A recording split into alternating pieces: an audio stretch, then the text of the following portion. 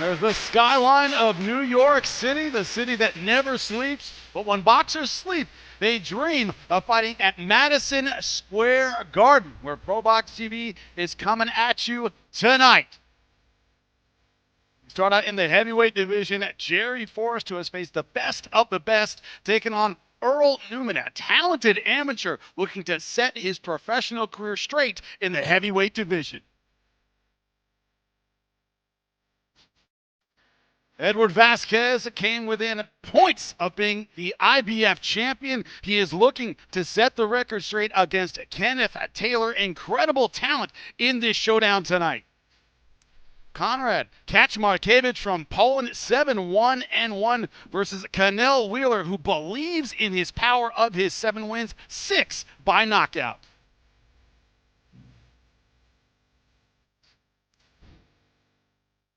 Mykquan Williams has looked amazing on air at ProBoxTV, can hurt you with either hand. His opponent, Lavisas Williams, says, I'm going to put on a boxing display tonight.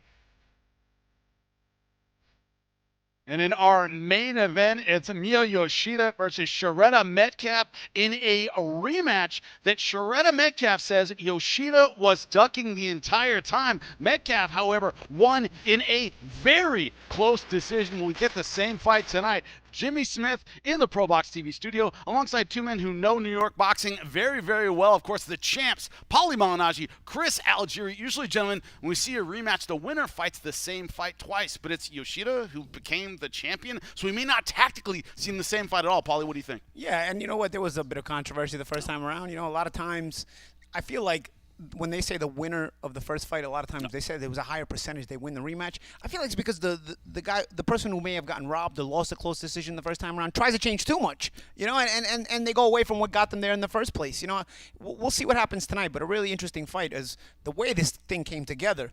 Well, kind of blows my mind that I'm still trying to puzzle it, piece it together. Yeah, Shurretta was talking about Yoshida ducking her, that she wants to avoid this rematch, and you know she's the one that won last time. It's a little time travel going on. Yeah, well, I mean, let's bring everything up to speed here. So we got November 7th, these two fight. Right. Shurretta gets the victory. Very close fight. Outboxes Yoshida, who's a very forward pressure fighter. A month later, December 9th, Yoshida gets the call. Last minute replacement, steps in to fight Ebony Bridges for the IBF title. Wins! She wins the fight. But the funny thing is that Shurretta, in beating Yoshida the first time, the month prior, set herself up to fight the champion. Guess what? The champion's the girl you just beat. So now we get this fight here tonight. So you got to beat her to get the right to fight her. Exactly. All right, well, now that we have the boxing logic worked out, it's one of those things where you look at Shurretta, she has the size advantage, she has the height advantage, but Paulie, in the previous fight, she was the boxer, she was the mover. Yoshida really believes in her short-range power. This is when she won the title. And in that fight, it was a lot of clinch, let go, throw the power shot. That's what she did. Yeah, and that's the thing. I mean, if you're Yoshida, especially in this fight, you've got to be able to close range. And Yoshida does a lot of work at close range.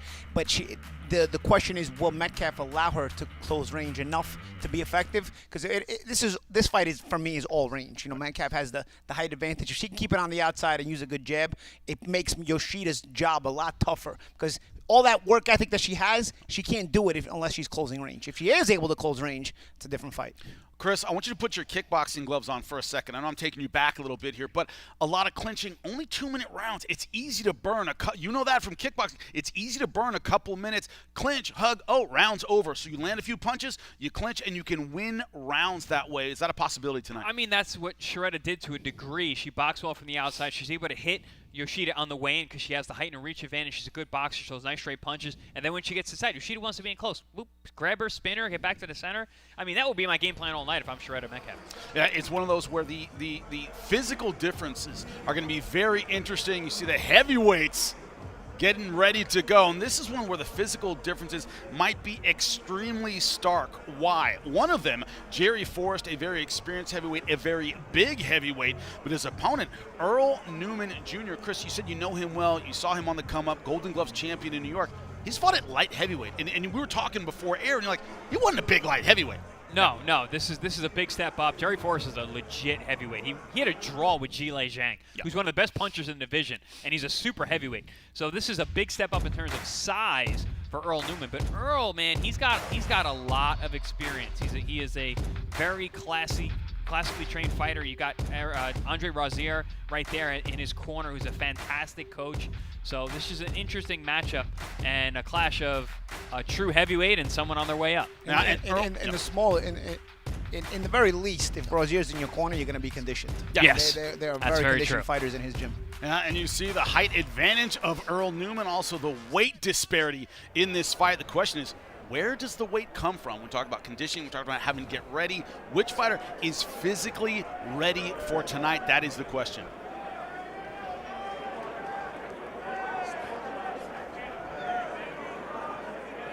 Both fighters in the ring now.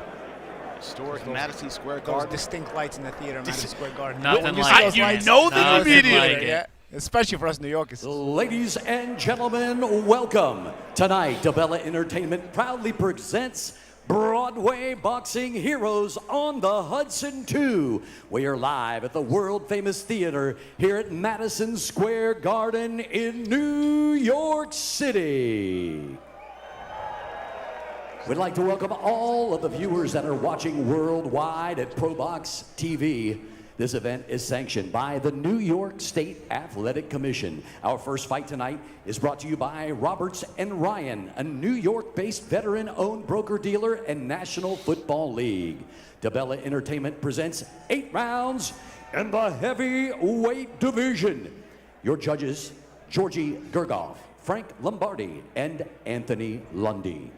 And now, introducing first, fighting out of the blue corner, wearing the black and red. He weighed in at 252.8 pounds. His record, impressive. 10 victories, 3 defeats, 1 draw, 7 wins coming by way of knockout. Fighting out of Brooklyn, New York, introducing the Flash, Earl Newman Jr.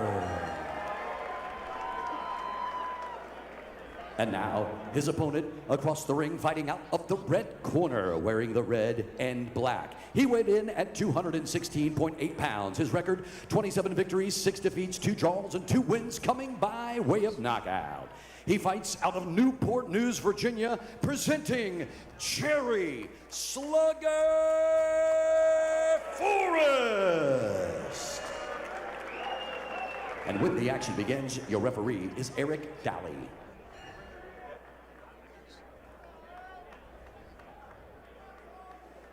Okay, gentlemen, you already know the rules. Let me remind you to keep it clean, protect yourself at all times, obey my commands at all times. Touch glove. Good luck to both. We get ready to go for round number 1. Unfortunately, both fighters in black and red. Newman, however, on your right now you are looking at Jerry Forrest. He's in the black and red with the trim. Got the tassels around it. That's not going to tell them apart. The commission used to make you change your shorts. Not this time. You got to tell by the tassels. And we're underway round number 1 in the heavyweight division. Not too similar. I like that ring announcer. I don't know. He had an old school feel to shit. Yeah, very, very old school. I liked it. Wasn't gimmicky with no extra yelling. I liked them. Jerry Forrest coming out very, very comfortable here. Obviously, the guy with the much more experience, triple the amount of fights that Earl has. Obviously, has a lot more experience at heavyweight. Champ, you've had a knee injury. You see that knee brace on Earl's knee? What do you think? I don't like it. I don't like it. One, having an injury is a problem in boxing because there's a lot of lateral movement, a lot of cuts you need to make, a lot of explosive maneuvers, but also when the fact that you have to wear it during the fight. Because I had an injury a lot. I wouldn't wear that knee brace. I didn't want that to be visible. I remember Yuri Foreman's knee gave out. Yes, in the Cotto fight. Yep. Oh, yeah. And he was a mover as well, so he really needed it that night. The referee forced the fight to continue. Let's not go back there, but you see, of course, this idea that you fake it. You don't wear the knee brace. You don't let your opponent know that you're even a little bit compromised. Also, Newman coming in over 250, an incredibly heavy. You see the size difference there. Nice right hand. And his classic in terms of Yes. boxing abilities. He's got a good classic boxing style. This is a guy who started late, started boxing after high school, yet still a Golden Glove champion in New York. And Paulie, Chris and I were talking about that. It's rare to start late and yet have an amateur career, which you did. Yeah, I won the Golden Gloves after high school too, but I dropped out. Different thing. Head start. Work your hands free. Work on it out. Right out, Jerry Forrest, no problem working on the inside. We asked him in the fighters meeting, what do you learn fighting those more experienced guys? The killers you've been in, you learn a lot, but you learn a lot of patience. This is a guy, when you talk about the Zhang fight, he was knocked down once a piece in the first 3 rounds, came back to get a draw. That shows heart and guts, gentlemen. Southpaw over southpaw in the Zhang fight, huh? Yep. Yes, yeah. And Jerry, I mean, he's really light tonight. He's very trim. This is the best shape I've ever seen him in. He's fighting a much bigger man tonight, obviously, in Earl Newman. But as you said at the Open, Jimmy, you know, he's a former light heavyweight. He's coming up. Like, what is he really made out of? And we're going to see that tonight. The difference, gentlemen, Paulie, you know well, the frame. You know, it's the frame. How much weight? You can gain a lot of weight. Do you have a heavyweight frame? That's the question. I mean, Earl's a tall, wide guy. He's got wide shoulders, tall guy, long I'll arms. tell you, beautiful right hand's been landing consistently. Just, you know, Head and body. There's a good one to the body. Yeah. Jerry's got to get his head off to the side. What do they call it? Tim called it the weak side. Weak side. Yeah. Get out to the weak side. Jerry's got to get out to that weak side. He's had 2 rounds punch down the middle, and Earl has. It's like a honing device with that right hand. Earl's boxing very good off that back foot, being very sharp with the 1-2 down the middle. Looking to counter with power punches. So far, the brace not having an effect.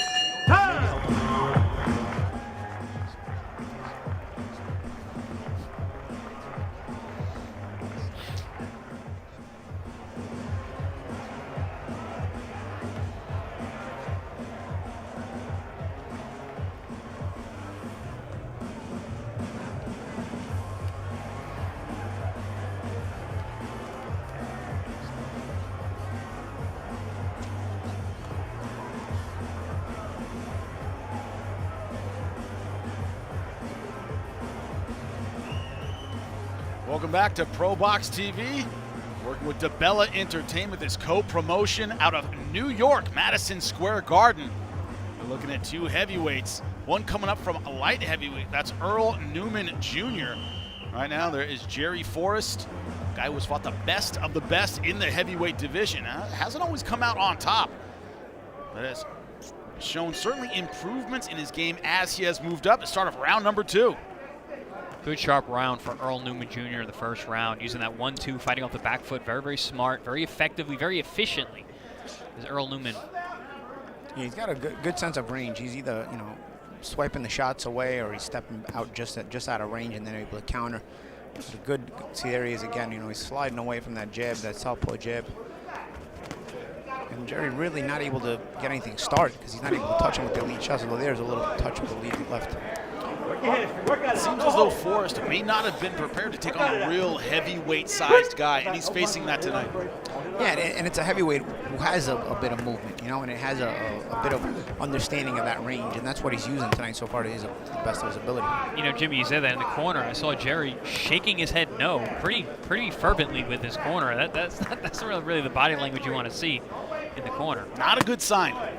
That's a good body shot in there, speaking of body language, right? Question is, Newman, of course, inconsistent since 2017, has not been very active. Chris, you talk about it all the time. It's the mid-range. When you start fighting guys that are on your talent level, undefeated guys, how do you handle that, and are you consistent? Newman hasn't been able to do either one of those. Yeah, but he's had some experience because he hasn't been completely off because he's been fighting and competing in the TCL in a bunch of fights with I believe it's the New York team. So he's at least been in he's been in the gym. He's been out there, and they're not traditional fights per se. You're fighting one round here and there, but you get a fight every week. Still, you're getting a fight every week, and you're in the gym. That's really important. And they won the title in the first season when he was on the team, so he helped that team out. Yeah, does not count on his official boxing record, but as you said, keeps him in the gym, and so far he's looked sharp, especially with the lead right, able to catch Forrest coming in on multiple occasions. Yeah, this fight's been pretty basic with both guys. You know, leading with 1s and 2s, and the occasional hook here and there that's not been that effective. Zero, it's tagged a little bit on the end of that shot, but not really effective. And Jerry's not really been able to close range the way he's wanted to. Yeah, so it's exactly what you said, Champ. It's about the dictation of range by Newman. He's being able to stay on the outside and keep the shorter Forrest.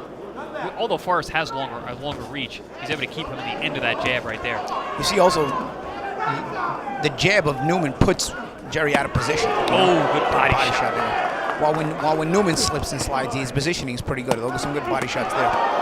Decent combinations on the inside from both fighters. So the size disparity so evident. 6'1", 216 pounds for Jerry Forrest. Earl Newman, 6'3", weighing at 252 pounds. Listen, I like Newman at heavyweight, man. He's got the light heavyweight scrappiness, but he's got that physical size to go with it.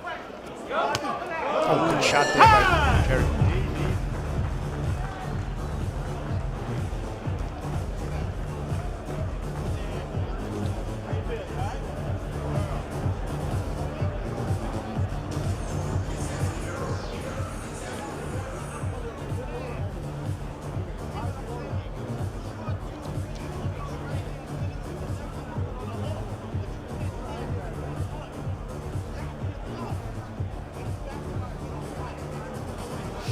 Welcome back, ProBox TV alongside Tabella Entertainment, bringing a night of fights from Madison Square Garden, the heavyweight division. What has turned into a very entertaining scrap. Earl Newman Jr. versus Jerry Forrest. In the corner right now of Earl Newman Jr. 6'3" out of Brooklyn, New York. Talked about fighting at home. He goes, I won the Golden Gloves at home. No pressure here for me. This is my old stomping ground. I'm used to it. Start of round number 3. Both in the red and black. Difference with the trunks, because Newman, of course, kind enough to put his name in the front.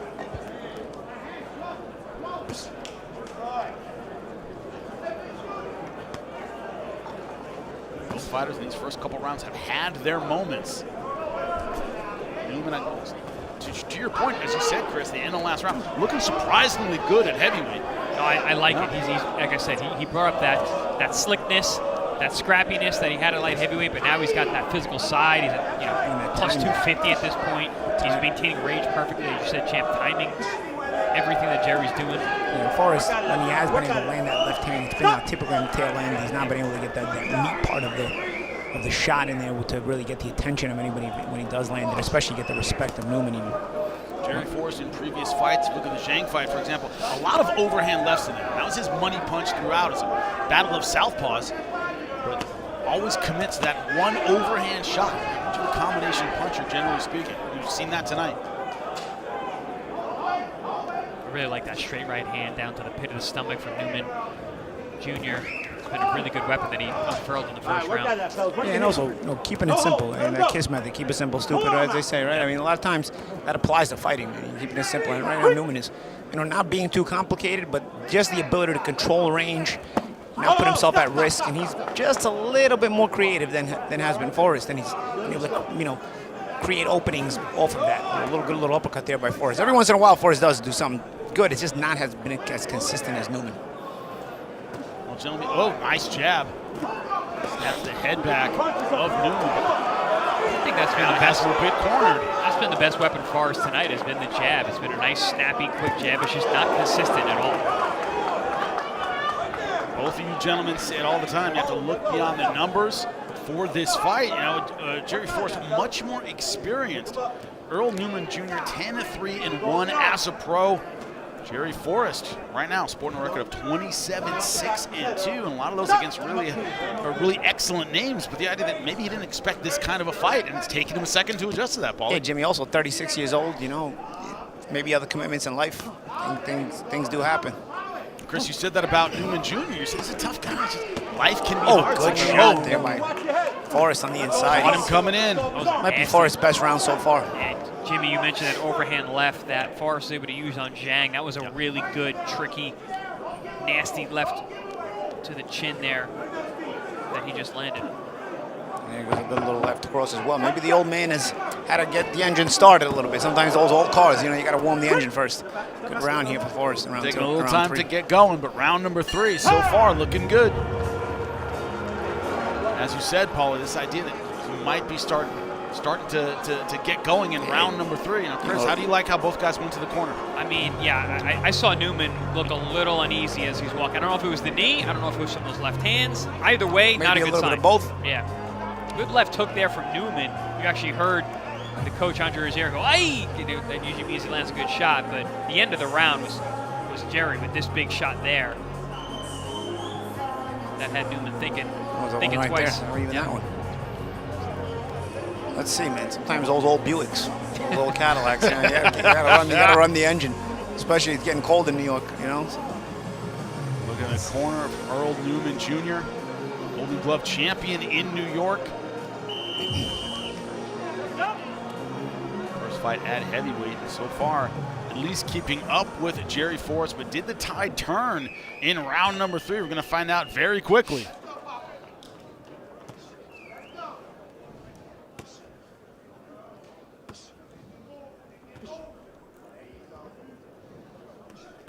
Jerry Forrest not starting out in this 4th round as if he's really trying to test the chin.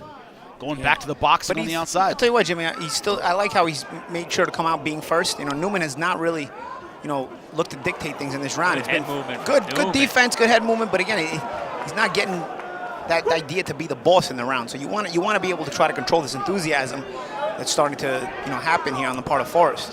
So again, there's Forrest being first again. Yeah, Newman's giving up ground this whole round. And you worry a little bit, Chris, about a guy carrying over 250 pounds with basically a light heavyweight frame, but that gas as the fight goes on. You worry about that a little bit, Chris. That plus the fact that Jerry Forrest has so much experience. Yes, this is only an 8-rounder, but still, I mean, experience shows pretty quickly in these kinds of fights, and everybody's got 3 rounds in them, right? Well, we're in round 4. Right now is where Jerry Forrest starting to take over a bit. Good punches on the inside, going after the ribs. Earl Newman Jr. And then sometimes it's just mentally not cooperating. And right now, it's like Newman has cooperated with the fact that Forrest wants to take over the fight from at least that mental perspective, and he's physically let him do it. You see now he's up against the ropes. You know, it's been Forrest trying to make the fight. Let's see here who gets off first in center ring. Let's see. Maybe nobody. A lot of waiting. These are heavyweights. They are heavyweights. They expend a lot of nice counter right. And that's why if you're Forrest, you can't wait. Because if you do wait, you give Earl the time to set and start getting that timing, which he was doing so well in the early part of the fight. And Paulie, when he was walking in before, it was behind that jab. He kind of walked in naked, boom, got hit with the counter shot. Yeah, and that's the thing. I mean, he threw that lazy jab. Once you keep Earl busy, he's not able to set the counter. But if you take 30 seconds between shots, Earl's going to be able to get that timing counter. Oh my God! Wow. Collision of punches. Both landed. I don't know who took the worst of it, but one thing Forrest staying busier on the inside. Whenever they've been on inside positions, been Forrest throwing the punches.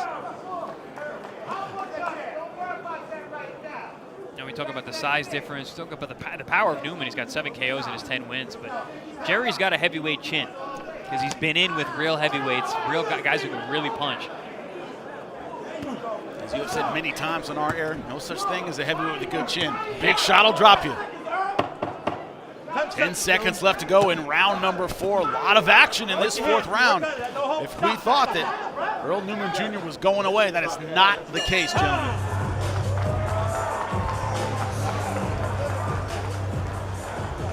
There was a little worry at the end of round 3 that Newman might have been hurt. Showed well in round number 4 that he's still in it.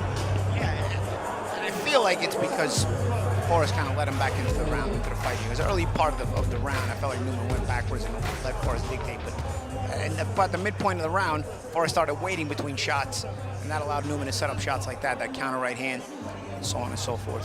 One thing about Newman that we are definitely seeing, he was well trained for an orthodox versus southpaw fight. He's really sharp with the power shot coming in. He's really done well timing that shot throughout this fight. Yeah, it's been a control of distance, for Newman tonight. He's the taller, longer guy. Well, maybe not longer. He's actually got a shorter reach than Forrest, but he's a taller guy, and he's maintaining distance very, very well.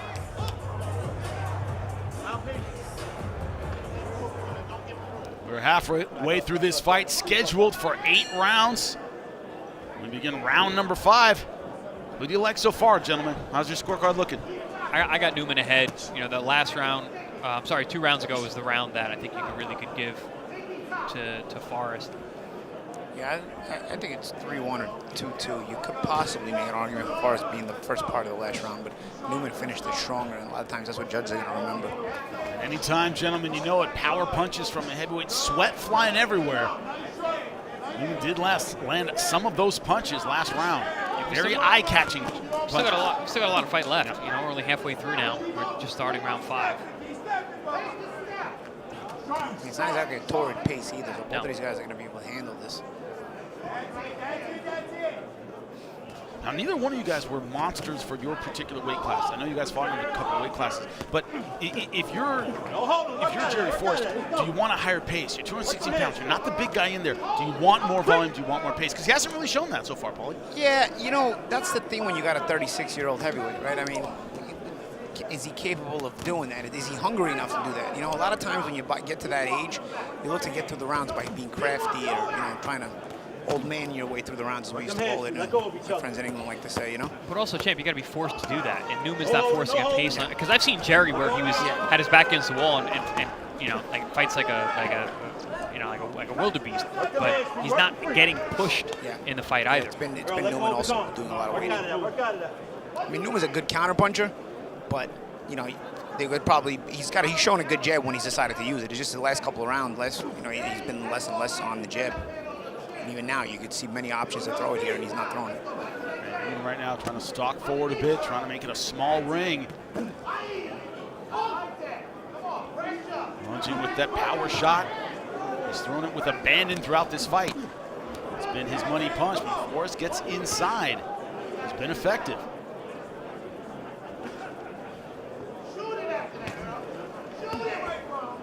You hear the corner of Newman telling him to shoot that right hand. They want him to get busy, and you know what? I don't blame them. You know, because he sees physically bigger. He's got the sharper offense when he decides to use it. You know, if he gets beat in this fight, it's because he's allowed Forrest to beat him. He's allowed at times the smaller man and Jerry Forrest to walk forward and take space in the ring. Chris, we point this out a lot in a lot of different fights. Easiest thing to see for the judges is who is moving forward. Right now, fortunately, it is Newman.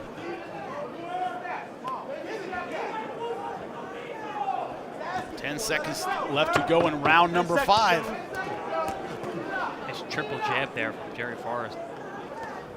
Oh, nice jab.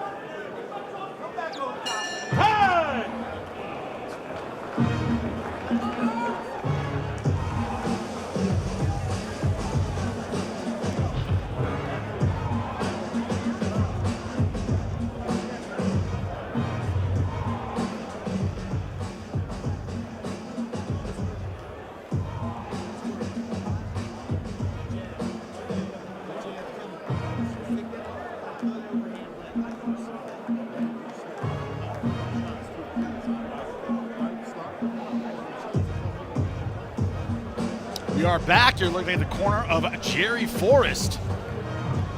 Heavyweight, the smaller heavyweight in this fight, 216. Very, very experienced, but having a little trouble with a fighter, and Earl Newman Jr. is a little scrappier than a lot of people would have expected. Done well with the power shots, opposite stances in this fight. Newman so far has done well, but no one, as you've talked about, Paulie, has really taken over the fight. No one's put their stamp on it yet. And there's been chances. It's just it's almost like neither guy has really catered to. You know, there's sort of there's a bit of a silent contract here. We're like, okay, we're good at this pace. Let's not overdo it. You know, and anytime somebody threatens to actually take control of the fight, then they give it back by starting to wait again. And the southpaw Forrest, his back is to you now, of course. That's why Earl Newman has been able to shoot that straight right hand. It's been a good counterpunch for him, but Forrest at the end of the last round using the jab, doubling, tripling it up, and now he's gotten inside, where he has been effective throughout this fight. Again, this is when Forrest decides he wants to come forward, he wants to be first. Again, I think it's both of these guys. I mean, if whoever decides they want to win this fight can win this fight. Because anytime somebody actually pushes a little bit more, the other guy obliges and says, okay, you push more. Yeah, but the issue here is that I believe Newman's ahead, and if he, like as you said last round, if he does lose this fight, it's because he gave it away. Yeah. He has an opportunity to stay in the lead by just working a little harder. And if Forrest loses this fight, it's because he never wanted to win it. That's something you guys talk about a lot in fights. When you discuss them, you go, well, it's about desire at 36 years old. You know, where do you want to be? Has it, Paulie, as you often say, has it been beaten out of you, or do you still want to win? Right? Yeah, exactly. Or maybe you don't want to win as badly. Like you're not willing to go through as much, you know? And it varies for everybody.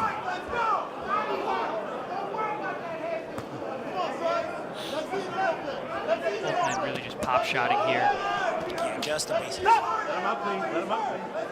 Nobody's actually threatening to say, hey, you know what, I want to win this fight. It's almost like, however it goes, we're going to go at it here. And it's a bit of a sparring session, actually. Yeah, yeah. Round 6 of 8. I think fatigue's setting into with both these guys. Forrest not throwing with the same velocity that he had a few rounds ago. And Newman just not being as busy. Often throughout this fight, Newman has played the counterpunch and getting a little bit aggressive there. There we go. Good work there from Newman. Was able to back Jerry Forrest against the ropes, let those hands go, land some good body shots, which is smart at this point. A lot of frustration when you talk to Earl Newman Jr. about his career. This game started late, but had a decent amateur career. A couple of uppercuts there by Forrest and on the inside in that exchange there. You saw a few times Newman's head pop up. He's been derailed in the last few years and looking to get things back on track tonight. Newman is very much on that front foot. I don't know if that's maybe because of the bad knee. A lot of times on that front foot leaning in. There's a chance for an uppercut if Forrest would throw it, but I'm not sure Forrest sees it from that middle range. It looks like he's more on the front foot now than he was early on in the fight, right? He was more fighting off that back foot. You see that knee brace like you mentioned. Oh, another good right hand. Yeah, Jerry Forrest, man, he's got a chin. That was a big shot.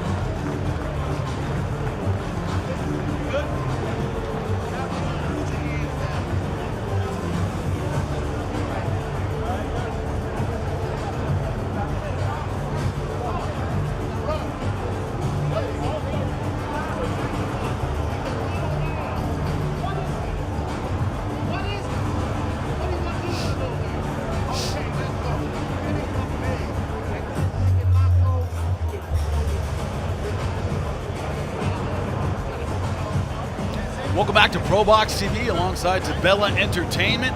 This is some of the action from the last round, gentlemen. Bang, huge right hand over the top, catches Jerry Forrest as he's trying to counter him as well. Best shot of the round for either man. But Newman not that busy that round, but neither was Jerry. So a little bit of a slow round. Well, it happened at the end, as we know. Judges tend to remember what they saw last. That might be crucial in a very, very close fight. The penultimate round, round 7 of 8. I think these last 2 rounds are going to be really interesting. Fatigue setting in. Who's going to try and take the fight? Again, I think Newman's ahead, but not by a lot. Southpaw and Jerry Forrest, the counter-punching orthodox fighter in Earl Newman Jr. And the counter-punching, that effective right hand. Oh. Another one right on cue. And Champ, this is exactly what you were talking about. When he just does it, it's there. It's a little frustrating to watch because when he pulls the trigger, it's there. That right hand has been money. Yeah, when he gets away there again, you know, Forrest just a little slow in coming forward. Newman sees the shots, is able to step out of range. If he does get hit, it's on the end of it. The cleaner shot's certainly landed by Newman. It's just the busier guy is Forrest. A lot of it off that pawing lead jab. Very effective when he doubles and triples it. Fighter out of Newport News, Virginia. Has, as we said, taken on some of the best in the heavyweight division. Got a draw with Jay Li Zhang. That was in February 2021. It's a contender in the WBO. This would be a gigantic win for Earl Newman Jr. Start out in the light heavyweight division, trying to get his career on track at heavyweight after an up and down few years. Two things we always talk about: how do you do against the mid-level, the undefeated guys at about your level or better, and are you consistent? And that's the thing, Jimmy, too. This will be a big win for Newman. You know, 10-3 record to beat a guy who's 27-6 and has a draw with Zhang. You know, it's even from a mental point, the confidence boost as well. Newman has ability. It's just it's almost like he's an enigma. He doesn't always put it fully together, but you can see there's talent there. Flashes of greatness, especially with the right hand, but consistent output, you know, it hasn't landed very flush, has been Jerry Forrest. So depends on what you want to see as a judge. And Jerry Forrest is one of those guys, Top Rank used him as a gatekeeper for a very long time. One of those guys where if you can't get with this guy, we don't need you. You know, and not the kind of guy that Top Rank per se would sign, but they would use him time and time again to test their prospects on the way up. So, like as you said, champ, getting past a guy like Jerry Forrest for Earl Newman Jr. is a big deal. By the way, no tougher place to be in combat sports than the gatekeeper. You know, you tough, all right, get past our guy. Being that guy is not easy, so Jerry Forrest certainly battle-tested at least.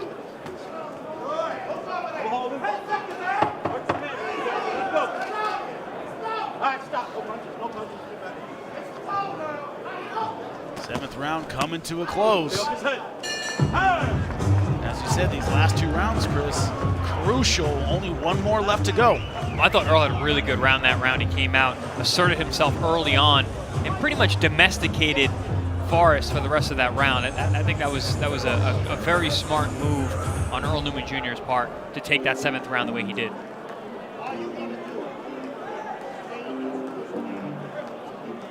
Last round, once again, that seems to mean more to Earl Newman Jr. and his career. As you said, Paul, you know, that 10-3-1 and knock off a veteran guy would be huge. 6'3", so it's not like he's short for the heavyweight division. He can beat some decent guys. Yeah. It's just, again, at 33 years old, he just has to get consistent and going. If you're gonna give it one shot, you gotta give it full throttle. Otherwise, it's just gonna be a sort of a side hustle for him. And a side hustle that he's pretty good at, he just never commits to it. Boxing, gentlemen, is a terrible hobby. You know that well. It's either your job or it's not. Last round as they touch gloves. It is Jerry Forrest on the left in the red and black. Earl Newman Jr., red and black as well. His name on the front, a much bigger heavyweight. Earl Newman Jr. Only try to land those power punches in round number 8. More than likely a close fight on the judges' scorecards. Do you favor the power of Newman Jr.? Do you favor the activity of Jerry Forrest? That is the question.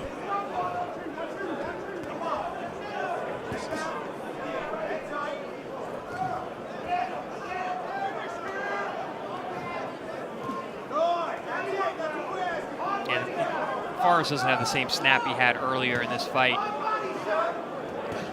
He's pushing his punches now. And I mentioned that he was in good shape, the lightest I've seen him, the leanest I've seen him. That's not always good for a heavyweight. A lot of times guys will weaken themselves trying to get down and weight, trying to get lean, trying to get aesthetic, you know, in terms of the way they look, but it doesn't help them. Bodies don't win fights. You know that very, very well. Tyson Fury says it all the time. He's like, when you're a heavyweight, stay fat, he would say. The dad bod is in. Yep. It works at heavyweight. Right now, Forrest the busier man in this final round. Yeah, he's putting those punches together. It seems like Newman feels he's ahead. Not really going for it here in round 8. Gentlemen, an 8-round fight, that's not a good bet to make. No. Yeah. Especially in these kind of rounds.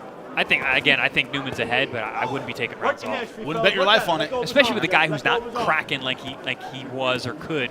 You know, so obviously you can take a shot. Body shot there by Newman. He's been, one of the things he did well in this fight is also target the gut with that straight right hand. Yeah. Been a good stiff shot all night long. Started at round 1. Yeah, you see, Forrest just kind of keep him off him at this point. Touch him with those hands, doesn't have any snap on those punches. Pitter-pat punches. Fighter from Newport News, Virginia. Looks like Newman Jr. just trying to maybe find a way in, land one right hand. He's been pot-shotting throughout this fight, not a lot of combinations. He's been content to be the one-and-done kind of fighter.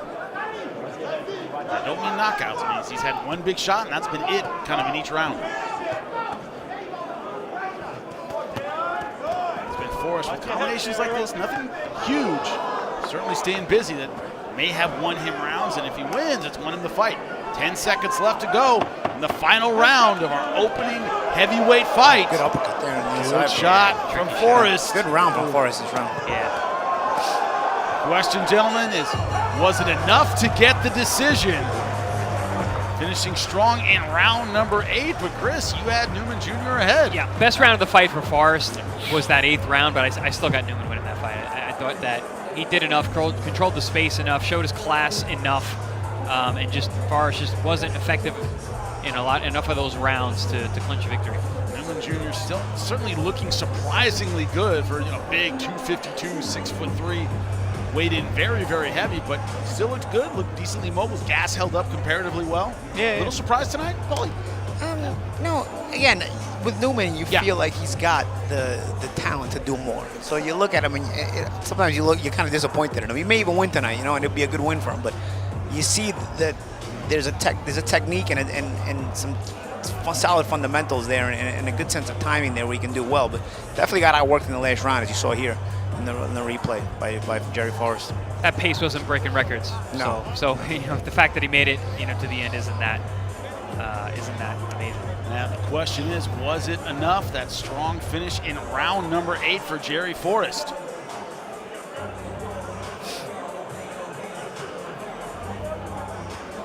This is our opening fight of the night here on ProBox TV. More to come, a women's IBF World Championship on the line in our main event. As you said, Chris, this wasn't exactly a sprint, the pace these guys were setting tonight. No, and again, in slow paces, it can make for interesting scorecards. Like, what do you like? Single shots can sway rounds in either direction. And I think, Champ, you said it perfectly. Whoever loses this fight is really going to kick themselves in the butt for not doing enough. Winnable for both. Yes.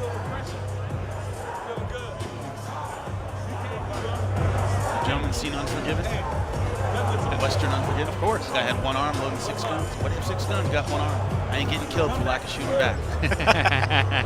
Better to have too many guns Too little. than too few. And it's the same thing. I'm not getting killed for lack of shooting back. I'm not going to lose. I didn't throw enough punches. Whoever loses tonight, they didn't shoot back again. Yep.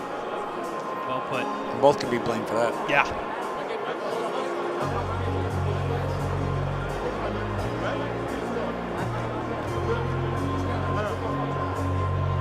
Forrest certainly looking confident. See if that confidence is justified. The judges agree. I mean, coming into his opponent's backyard, I don't know how. It's tough to be that confident.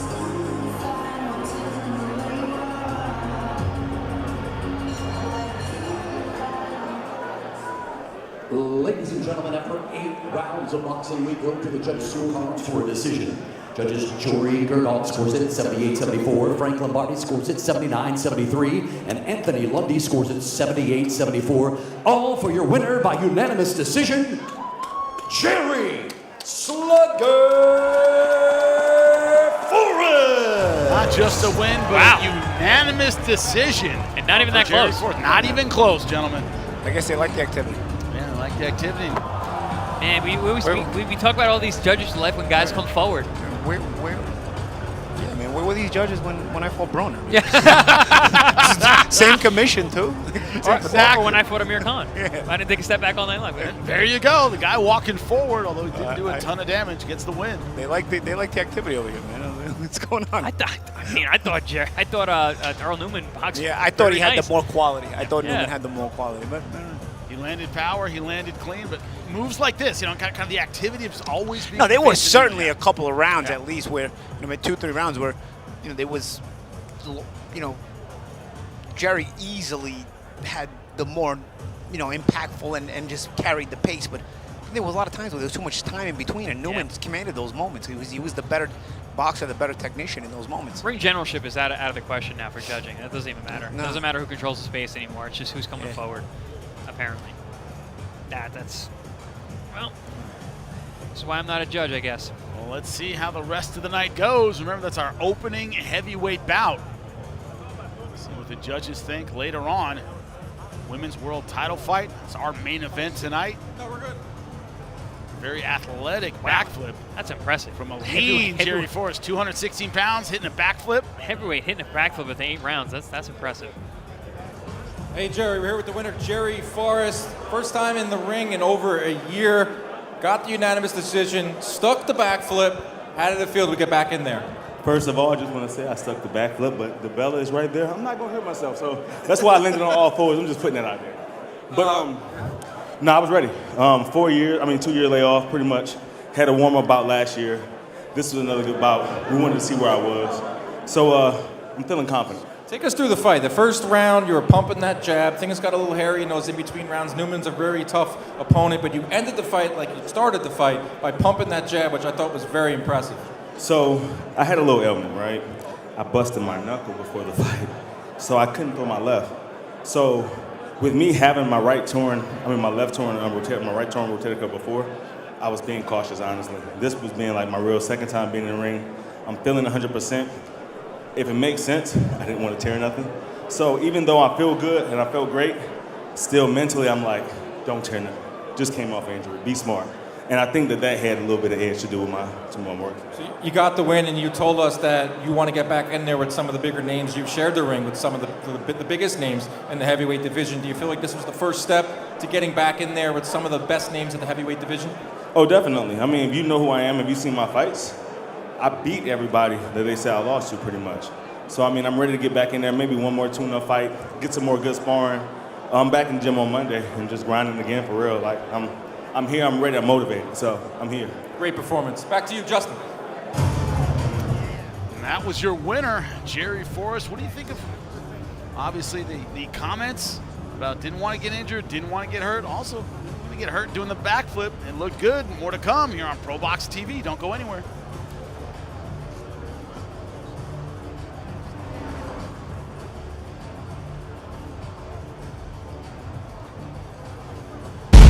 ProBox TV Contender Series. November 1st, ProBox TV makes its European debut in collaboration with Conlan Boxing. Padraig the Hammer McCrory returning to the ring to take on the hard-hitting Colombian Leonard Carrillo. And in the co-main, the UK's Robbie Davies Jr. clashes with former two-weight world champ Javier Fortuna of the Dominican Republic. Live from the SSE Arena in Belfast, Northern Ireland.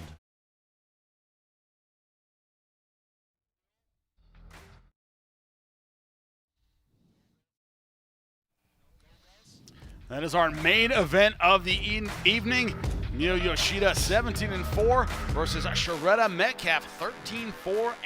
IBF world title on the line. Of course, a rematch that was won by Shurretta Metcalf, although Yoshida now the champion, and Metcalf looking for a championship but not redemption because she won last time. But it looks like an interesting one for the IBF title. Chris, what was your thought about the performance after the interview by Jerry Forrest saying, well, I had torn stuff, I was hurt, so I didn't want to re-tear it, I didn't want to re-injure anything. That's why I didn't punch as much. Is that an age thing catching up with you? Yeah, I mean, that's a 36-year-old answer if I ever heard one. But I mean, he was very confident at the end of the fight, so he felt like he had done enough. And obviously he did. The judges liked what he was doing, but in terms of him, fighting the way that he fought based on injuries, I mean, I don't know how his body is, but it is what it is. 36. I mean, some of it made sense in terms of when he said, okay, I don't want to get off the block and just risk tearing something. He was talking about how he had torn a rotator cuff on his right side in the past, and then he'd also coming into the fight with a hurt left knuckle, right? So he didn't want to overdo it early on, and that's what the sense we got. Remember, in the first two rounds, we felt like Newman was easily winning the first two rounds. Then we felt like the third round, what's his name, Jerry Forrest got going. But I don't know. I never felt he got going to the point where he won the fight. This was one of those get the win, look good next time, I guess. Yeah. But also I don't know why you're telling everybody that you go to these injuries because you got to fight again soon. So. It's usually after the loss you complain your body was absolutely right, after a win, everything was fine because one thing I'll say is he expects more of himself, and that's kind of good. You know, where he's like, oh, you know what? Listen, I did this and this because I had these injuries, but I want to get back in the mix a little bit. So from that perspective, can he do that at 36? Because I got news for him. I've been that age too. The injuries are more common. Doesn't get better as you get older. It never gets easier. We have two men a bit younger, 29 and 33, a showdown of Texas. That's right. Kenneth Taylor saying everybody knows Edward Vasquez. Everyone knows how good he is. A lot of people think he should be IBF champion. Very, very close fight. Last time he lost in that was against Joe Cordina. That was a fight in Monte Carlo. A fight that he barely lost. He's looking for redemption and get back to that world champ status. Here we go, fight fans. DeBella Entertainment presents 10 rounds for the IBF USBA Junior Lightweight Championship. This fight is brought to you by Gesture. Gesture wants to give you $100 for just being here. Scan the QR codes on the screen to your left or right. Download the app, sign up. Your location must be on for this $100 offer. And also Thundercat, a service-disabled, veteran-owned information technology provider. Your judges for this fight, Mark Constantino, John McKay, and Kevin Morgan. And now, introducing, fighting out of the blue corner on my left, wearing the black and silver. He weighed in at an even 129 pounds. His record, 14 victories, 3 defeats, 2 draws, and 6 wins coming by way of knockout.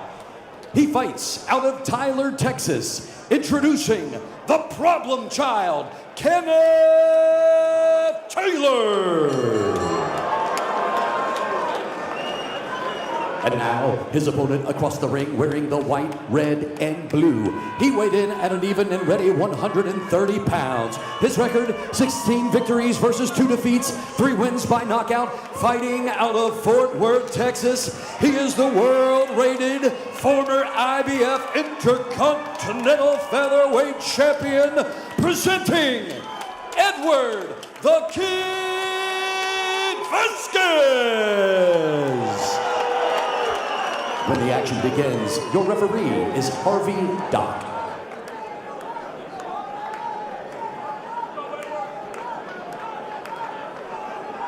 All right, boxers, you received your instructions earlier. As a reminder, obey my commands at all times, protect yourself at all times. Touch gloves, good luck. Now, Chris, you said it before the show. You said, look at this kid, Edward Vasquez. You said most talented guy on the card. We'll see if he lives up to that hype. He is ready for round number 1. We are underway. So prior to the Joe Cordina fight, which is highly controversial, fighting for the title, Very close. he lost a split decision, very controversial fight, to Raymond Ford. I called that fight on the undercard of a Matchroom card. A lot of people thought Edward Vasquez won that fight. Raymond Ford won a world title not too long ago. Very, very talented fighter. So this kid is class. How frustrating is that? You look at Vasquez, of course, in the white, red, and blue. Taylor in the black and silver. Paulie, what does it do for your confidence? How frustrating is it to be that close to those world championship guys? Yeah, it can be very frustrating, but at the same time, you have to focus on, the fact that you showed your class and you show that you belong in there. Ford went on to become world champion. Cordina, it could be said, champion, yeah. It was champion, but it could be said that, he should have lost the title to Vasquez if Vasquez has just a little bit more luck that night. So you certainly realize you're on that level because you've been on that championship level. So, but at the same time, to get up for this kind of fight, sometimes it can be tricky. Well, listen, we had Chris Colbert last week, another guy who lost only 2 losses to world-class guys, comes on ProBox TV air, gets stopped.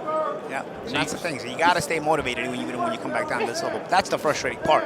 You're on a higher level, and now you got to get motivated to fight at this level. Taylor's a pretty good fighter himself. A good counter right hand there by Vasquez. That's the second overhand right, timed beautifully by Vasquez this round. Taylor's been taking them well, but can't take too many of those. He can be a very tough fighter. Can take a little while to warm up, but once he does, good with the right hand, excellent inside fighter. 2 Texans meeting in New York to fight. Boxing's so strange, right? Vasquez says, everybody knows me in Texas. I'm the man in Texas. Both guys, like, oh, we live in Texas. I just fight in Texas. No, let's both travel to New York to fight. And pay taxes. And pay New York taxes to fight. You're a Texas fider. Not always an easy thing to do. Good body work from Vasquez on the inside there, climbing up the body. You see he has that boss mentality. He looks to make the fight. Looks like continuously walk down his man, but also, take away the position. Keep Taylor moving around. Kenneth Taylor, a good outside boxer, has good speed on the outside, but in previous fights, if you watch tape on him, he can get drawn into that inside battle and lose rounds that way. Yeah, it's what he's trying to do here. He's throwing those pot shots, but he's going to have to throw some forceful shots in order to discourage the pressure of Vasquez. Otherwise, he's going to eventually wind up at the range where he doesn't want to fight. You got to watch Taylor. He's got a very dangerous tell. My first kickboxing coach actually used to call it the locomotion. He'll roll his gloves over. He'll roll. You can time that, and you've seen that's why Vasquez has been able to land that overhand right the way he has. You can just time that movement because it takes your hands out of position as you roll them over.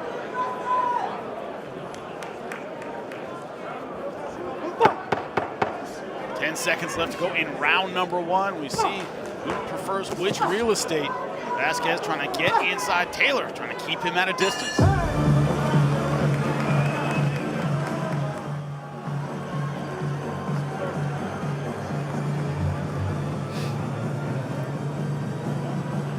between round 1 and 2. You're in the corner of Edward Vasquez. Nickname is Kid 16 and 2. So a lot of action from the opening round. Good overhand right. Perfectly timed. Didn't look like it landed that clean. I think there was another one in the round that was cleaner.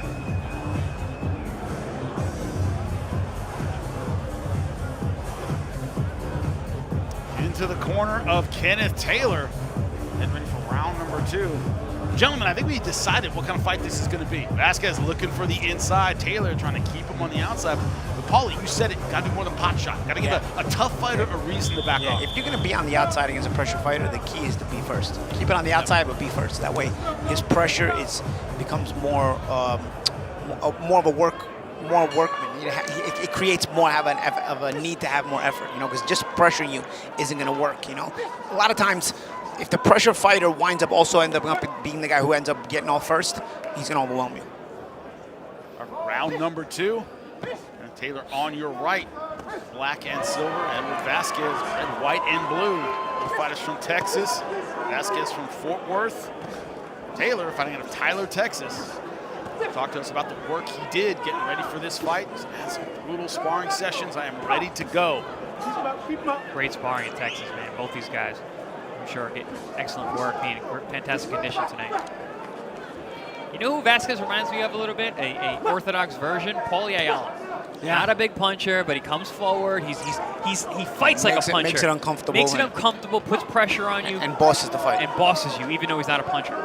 Yeah, 16 wins, only 3 knockouts for Edward Vasquez. Kenneth Taylor, 14 wins, 6 by knockouts. Neither guy knockout punchers. It's going to be a theme tonight. When people say, oh, he's not a knockout puncher. Guys, getting punched hurts. No matter if it knocks you out or not, it still hurts. You don't want to walk through. But he's a physically strong guy. He's not a puncher. He's not a power puncher, but he's physically strong. Notice the position game too. Even when Taylor throws shots, you see Vasquez doesn't bust position, stays on that pressure moment. So he creates more panic on the part of Taylor. You see Taylor getting off some shots there, but Vasquez not giving any ground. Taylor doing a good job with his steps and his side movements, lateral positioning to try and create some space and some breathing room because Vasquez is putting on a ton of pressure. But you gotta at least mix in the pot shots with some shots you step into, and then mix all that in with feints and level changes and so on and so forth. Just things that throw off the intensity of the pressure. Oh, good body shot.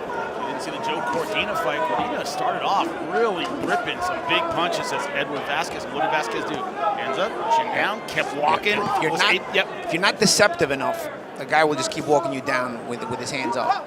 Cordina looked great the first couple rounds. And lesser intelligent boxing fans and pundits will say, oh, he wasn't strong enough. It's not that the guy wasn't strong enough. It's that he's not deceptive enough. Even if you don't have big punching power, if you're deceptive enough, you can beat pressure guys. Vasquez really picking his punches very nicely. Short, doesn't load up, finds those holes. Pretty accurate for a guy who's coming forward and throwing so many shots. Always coming back to his fundamentals. Chris, whatever the opposite of a cutie is, that's what Vasquez is. No, he ain't cute. He's just hands up, chin down, basics. He's a smash and grab job. He doesn't crack the save. He just blows the door right off of it. Hits it with a hammer until it falls over.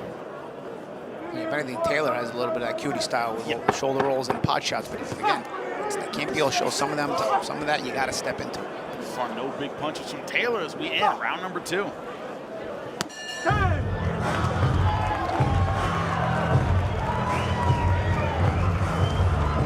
between rounds 2 and 3, Edward Vasquez doing the same thing as round number 1. Able to walk down, hands up. Put physical pressure on Kenneth Taylor. Taylor doing a good job working from the outside, but if you expect Edward Vasquez to wear down, man does not do that.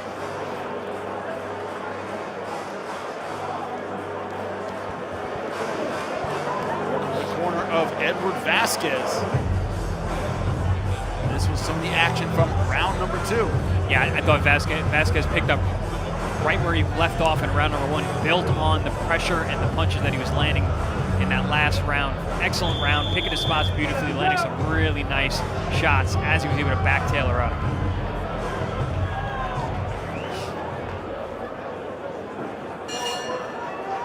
In the fight, we hear from Lou DiBella.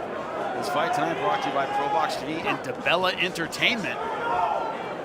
Round number 3 scheduled for 10. And Paulie, you were a volume guy. You were a gas guy. It's one of those things you expect Vasquez to wear out. It's not going to happen. This is how this guy fights. Yeah, and he's a pressure, volume guy. He's with me it was more jabbing and being on the outside and dictating. So I feel like it's a tougher style to accomplish here if you don't have big punching power and you're a pressure guy. But what it does is it takes away the will, little by little, of a guy who can't stop you from coming forward. Yeah, Paulie wasn't a volume guy. Paulie was very sharp jabber, mover. Yeah. He was a stylist. I was a volume guy. I would throw upwards of 100 punches around. But both of you guys, you talked about if you knock somebody out, you need a lot of gas. Both of you talked about that. Vasquez definitely cut from that mold. Going the distance in general, I think when you get used to going at distance, psychologically you're comfortable with it, but also psychologically you approach fights differently. You approach fights over the course of a long night, and make sure you get every round and work as much as you can, or at least work as intelligently as you can. I was a sharpshooter starting out, and then I just didn't trust that the judges were going to give me rounds. So then I became a volume puncher. So I was coming forward and I was throwing a lot of punches. How are you going to give it to the other guy? And they still found a way to do it. And they still find a way to do it. So you find out it's not really what you do, it's who you sign to. Yeah. That is a lot of it. Taylor right now working from the outside. Paul, you talked earlier about his movement. You do like things about his footwork and about his movement. It just hasn't come with that accurate with Taylor. Yeah, I just think he's doing a worse and worse job of getting off first. It's now and what happens is you allow the pressure guy to have more confidence because now he realizes the pressure is working. So the less you can frustrate the pressure guy, the less you can have success as a pressure guy, the more pressure you're going to see because the pressure guy then starts to believe in himself more and more, and that's what's happening here with Vasquez. He's increasing the intensity of the pressure because he realizes it's bothering Taylor because Taylor is becoming less and less effective against it. It seems like Taylor is conserving his punches to go to his legs so he can move more. He's not punching him. He's not punching as much so he can save it from moving. Yeah, and he lands here and there, but again, it's no weight on it. And there's no pot shot. There's no combinations. There are times you got to sit in there and throw a good combination to give a guy like Vasquez something to think about. And none of that is coming. He's not getting any respect. Going into what we call flight a lot of times. I mean, one of my trainers used to call that you go into flight where you're just doing more moving than punching, and when you're punching, you're not going to be able to get anything on it because you're already halfway in flight as you're throwing those shots. Vasquez landed 3 really nice left hands, 2 left hooks and a hard jab that snapped the head back of Taylor. Vasquez is a guy who, whether he's short or not, he fights short, right? Takes away his height. Small target, very small target. Hasn't given Taylor a lot of offensive options. So far, able to lead the dance through 3 rounds so far. Constant physical pressure from the fighter from Fort Worth, Texas. I knew we were going to get a lot more action in this fight than the heavyweight fight. These guys are throwing, especially Vasquez. The question is, can Kenneth Taylor, the problem child, solve the problem that has been Edward Vasquez so far? Which, gentlemen, this is more checkers than chess we're seeing right now. This guy, Vasquez isn't coming in with anything brilliant. It's just physical pressure, hands up, small target, throwing tight punches, very concise, not giving his opponent a lot of targets. Chris, what do you do against that guy? How do you make the target when your opponent isn't giving you? I mean, you got to use the stick. You've got plenty of opportunities. The guy comes. Vasquez is not deceptive in the way he closes. Not at all. Not at all. You can stick a jab in his face and take a half step back and line him up for a right hand or an uppercut, especially an uppercut because he's so forward up that front foot. But it just doesn't seem like Taylor has the mindset to do that. He's thinking so much about keeping him off him rather than trying to do some damage. I hear Teddy Atlas's voice in my head saying, hey, close your eyes and hit him. That kind of guy. Vasquez, you know where he's going to be. But this distance, your range, like Taylor should be firing. He should be right there. Boom. He should be firing. But he's too much movement. Because even when you use the jab, you got to sit on it a little bit so there's more snap on it. The guy's got a 2-inch deficit in reach, and you're allowing him to walk in the front door. Taylor just too much of a counter mindset. Yeah, and it's almost possibly does a lot of sparring with maybe good fighters. It's a bit of a sparring partner mentality too, where you're content to make the guy maybe look bad, but you're not willing to. He's not doing that tonight either. Yes, you're not willing to sit in and actually try to win the fight if it takes requires a little bit more effort.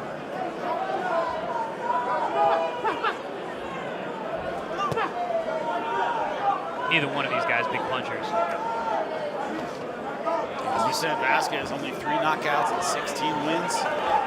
You can just see it in the way they throw their hands. It's just not heavy-handed guys. But at least you see Vasquez throwing combinations, putting punches together. You know, there's not a lot of combinations on the part of Taylor. And when he does, it's you know, on his back foot. It's not really, again, sitting on anything.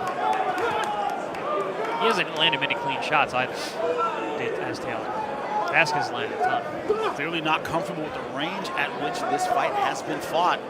Close to the chest, which favors Vasquez.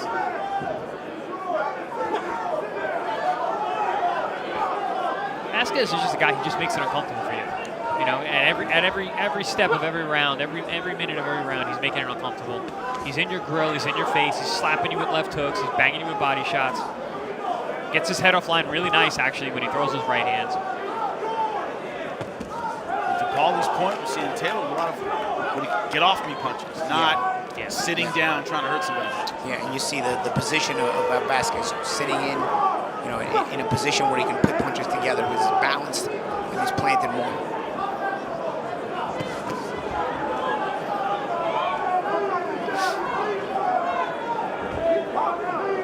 We're getting off first hit from Taylor. So he's too much weight. He's allowed Vasquez to walk in, and he lands a good left hook there in that combination. So not all the shots get in there from Vasquez, but you know, when you're able to throw 5, 6, 7, and some of them get off. 2 are going to get in. And get in. And again, it's Taylor, again, not getting off him even in between. You got to do at least some catching and shooting there. And Vasquez give you the opportunity to catch and shoot because there is daylight between his shots. So there's opportunities to catch and shoot, counter Vasquez, but Taylor doesn't do it. And even if none of those punches do land, you're still winning the round. Yeah, the guy's not throwing anything back. November 9th, Nicholas Flaz, Christian Gomez, the always entertaining Saracho, and the return of Joe Diaz, not just as a fighter, not just as a boxer, but as a human being, overcoming addiction to get back in the ring. That story, all around, gentlemen, is highlight worthy. For regardless of what happens in the ring, the fact that Jojo Diaz is returning November 9th is a great story, Chris. Oh, it's a fantastic story. He's a great guy, former champion, excellent fighter. I keep saying it time and time again, the boxing world is happy that he's back. That's a great card, though. Really looking forward to that whole card top to bottom. Every fight entertaining. It's going to be absolutely unbelievable November 9th. Kissimmee, Florida. Get your tickets now. Download the ProBox TV app. Never fall behind in your boxing news and these great boxing events. This one, ProBox with DeBella Entertainment from Madison Square Garden. What's going on there? Have they stopped it? Maybe quit in the corner. Vasquez is saying that's it. Unbelievable. It has been stopped. Well, there wasn't a lot of desire to fight. He quit in the corner. That's what we're hearing. And Vasquez, I've never seen someone so dissatisfied with someone. Pissed off with a win. With a TKO victory. He's like, I didn't get enough work tonight, man. I wanted to get in there and work. Again, like, remember what I said about a guy who's not a big puncher? In your mind, you have a night's work. Right. You have 12 runs at it. So he didn't get a whole night's work in front of you. You know, he's like, yo, man, they cut my work short tonight. You get paid either way, buddy. You're good. Oh, he's probably telling him he quit. Yeah, but Kenneth Taylor didn't eat a ton of big punches. Never seen now they're talking. They're still talking now. Never seen wild. I'm sure the words from Edward Vasquez not complimentary. Yeah, there's not a lot of probably not a lot of respect there because he wanted to work more. But hey, man, you know, you got your win. And now you go on to better opponents. Get a stoppage too. That will try to win the fight. Obviously, we've seen Vasquez at the highest level already. We've seen him in championship fights and with guys that won titles. Listen, I don't dislike that mentality. No, I like this kid. Yeah. Because he's not doing it against the guys who are like just kitchen workers. You know, Taylor was decent. You know, he just didn't want it anymore. He didn't want to deal with the pressure anymore. And we already know that Vasquez is of the level that he wants to go to a high level. He wants to fight at championship level. He's not going to, look to avoid those tough fights. There's the stoppage. Corner waving it off. And Kenneth Taylor just didn't want any more. I would love to hear about what happened in that corner. Yeah, I mean, we didn't see an injury. We didn't see any problems. But you can see in his body language he didn't want to fight. Yeah. You know, like he wasn't sitting on anything. He wasn't taking any risks. He stopped trying to win 2 rounds. It was getting to the point where you were going to have to show that you were willing to take risks if you wanted to win this fight, and he never really showed that. I have to say it surprises me, gentlemen, because Vasquez, Chris, we're talking about his talents before the fight. We thought he was the most talented guy on the card. This is how the guy fights. Yeah, I don't know how you can walk in and go, oh my God, I didn't expect this. I mean, Vasquez fought like Vasquez fights, and had no answer for it. Maybe he looked at the record and said three KOs. This guy can't punch, and he hit harder than he expected. You know, you hit with those shots enough. He was landing very clean punches tonight. So you get rattled with a few of those. You're like, hey, you know what? I don't want to take this for 10 rounds. The world needs plenty of bartenders, right, gentlemen? Vasquez can't take anything away from him. And Paulie, how do you feel about what Chris said? I like this kid's attitude. He wanted more smoke. Yeah. He wanted more smoke. He's a competitive guy. He wants to get back to where he feels he belongs, which is a championship level. And tonight, you know what? He showed that he's superior to this level. Bring me back on championship shows. That's really that's all he needed to show tonight. And I don't mind that he wanted more smoke and whatnot, but he made his point tonight. Listen, do not put me in with this level. I deserve to be at a higher level, at the championship level. I've been there. I showed you I belong there. Don't make me fight at this level again. And you know what? I agree with him. He showed that he's not just talking. After 4 rounds, the blue corner has stopped the contest for your winner by TKO and new IBF USPA Junior Lightweight Champion, Edward the Kid Vasquez. Saw tonight, it's a tough out for anybody in this weight class. It's just, Oh yeah, he's in your grill. Listen, we're going to see him at the championship level again. I'm looking forward to it. He is exciting. He does some nice, classy stuff in there. It looks like he's just banging in the front door, but he gets his head offline. I was talking about that all night long. Does that beautifully. Didn't get hit a whole lot either. Obviously, guys not throwing a lot of punches back at him, but he's been in with world-class guys who are really offensive. Joe Cordina is a great offensive fighter, and he was able to get in there as well. So I'm curious to see what he can do, back at the world-class level. Good timing, good accuracy on his short punches. A lot of guys on the inside banging away at the elbows. This guy had good timing, good accuracy on his inside punches. Disappointed, of course, his opponent quit early in the fight. Disappointing night for Edward Vasquez, but he gets a win. You see the frustration on his face there when the fight was called. Still the king of Texas. We'll hear from him now in the ring.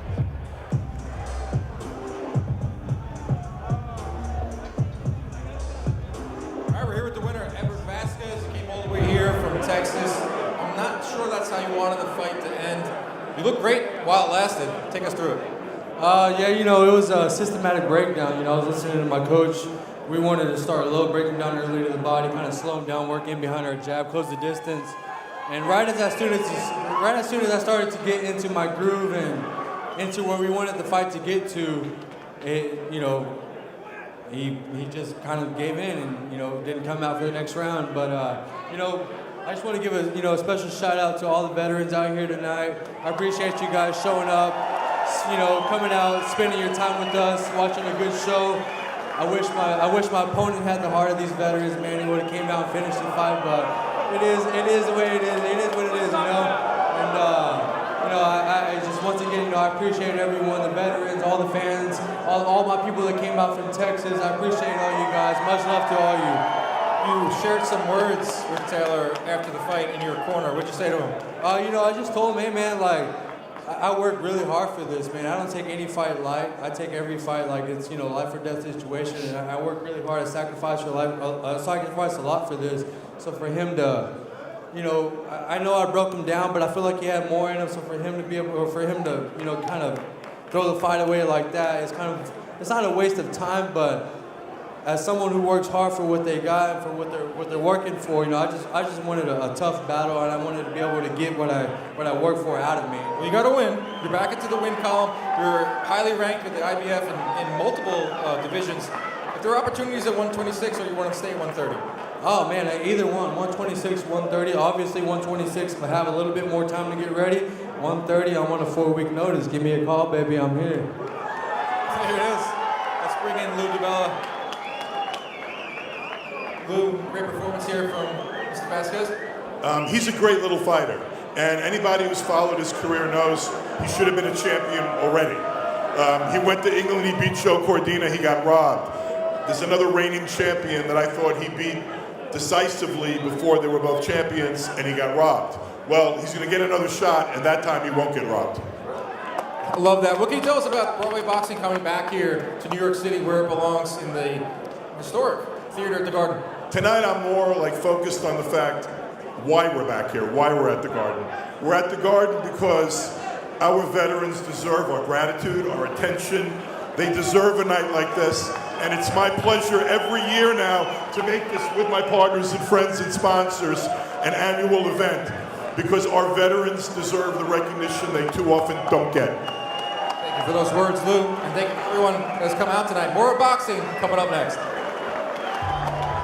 That's right, DeBella Entertainment alongside ProBox TV bringing us Night of Fights from New York, Madison Square Garden. Hey, I just want to say one other thing. My name's Jeffrey Millen, Morgan Stanley. I want to thank our... And there is our main event. Miyo Yoshida, IBF champion, defending her title tonight against the fighter who beat her last time, Shurretta Metcalf. Rematching a main event. She said she has Shurretta Metcalf says that Yoshida has ducked me. Tonight is going to be my night. We'll see in the main event, but more fights to come when we come back.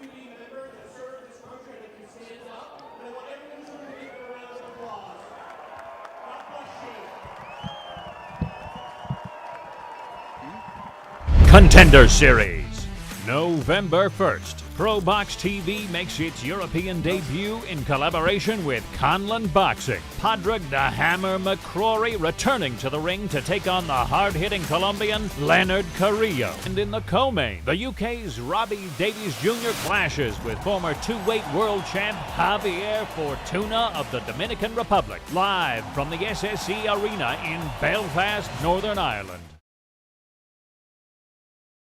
Welcome back inside ProBox TV studios. Jimmy Smith alongside the champs, Paulie Malignaggi, Chris Algier. We got our passports ready to go to Ireland. Chris, you know I don't drink. You said I'm going out with you anyway. We're hitting the town in Belfast. Yeah, I got to make sure anyone comes up behind me, you can get him with that Put him BJJ right down. skill that you got. So, yeah, we will be in Belfast, You start Ireland. the fights, I'll finish it. I ain't starting no fights. But we're heading out to Belfast, Ireland. We're all very excited. We got our passports ready. ProBox TV is going on the road. Yeah, Paulie, that Irish crowd, man, absolutely. I've called fights in Ireland before. That Irish crowd blows your mind. How excited are you about that? Yeah, you know, the UK in general, you know, Northern Ireland, Belfast, you know, a lot of intense fans there. They're going to be looking forward to watching a great show we're going to put on. One quote I heard from Boss Rutten, great fighter, he said, when a fighter says, I wanted to fight more, they are lying. They wanted to get out unhurt and get out quickly. Vasquez really wanted more fight. It's a one-time. I don't think it was a lie. The November 9th card, of course, the return of Jojo Diaz. We talk a lot about the comeback story, right? Overcoming addiction, overcoming his family problems. Getting back into the ring is the first step. But tactically, Paulie, what do you expect from him? Ring rust is a real thing. Tactically, beyond the story, what do you expect from him in the ring when he comes back? Well, I'll tell you what, he's going to be able to, you know, see what's missing and what's not, get back into the mix a little bit. He's having a training camp now. You know, he's sort of getting his mind right. The original opponent, Nicholas Walters, fell out, which is a little bit disappointing, but at the same time, maybe it's a blessing in disguise. You know, you can work on some things and try to, you know, get things right. Southpaw stance, obviously. We already know Jojo, you know, former Olympian, former world champion. There is a lot there, and he's not too old to show it at world-class level if he's hungry. I guess all of this comes into play now where we'll see inside the ring what's there. Yeah, it's been a great story and hopefully a great fight. Now, coming up, that's right, our tale of the tape. A tale of the tape, Kaczmarkiewicz from Poland versus Canel Wheeler from Bethlehem, Pennsylvania. You see the reach advantage for Wheeler. Wheeler a bit older, but also a bit taller. Can he turn those physical advantages into yet another knockout? Where he has won 6 of 7 by knockout. And talk to him about this fight because, you know my advantage? My power.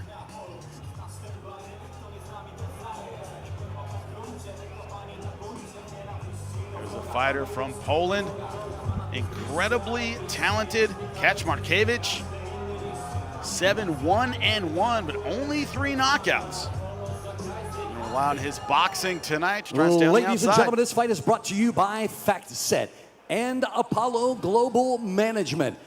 DeBella Entertainment presents 6 rounds in the light heavyweight division.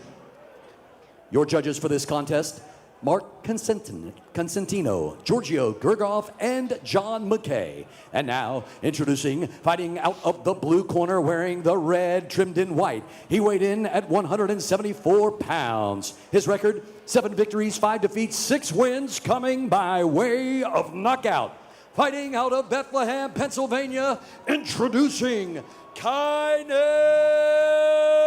Wheeler.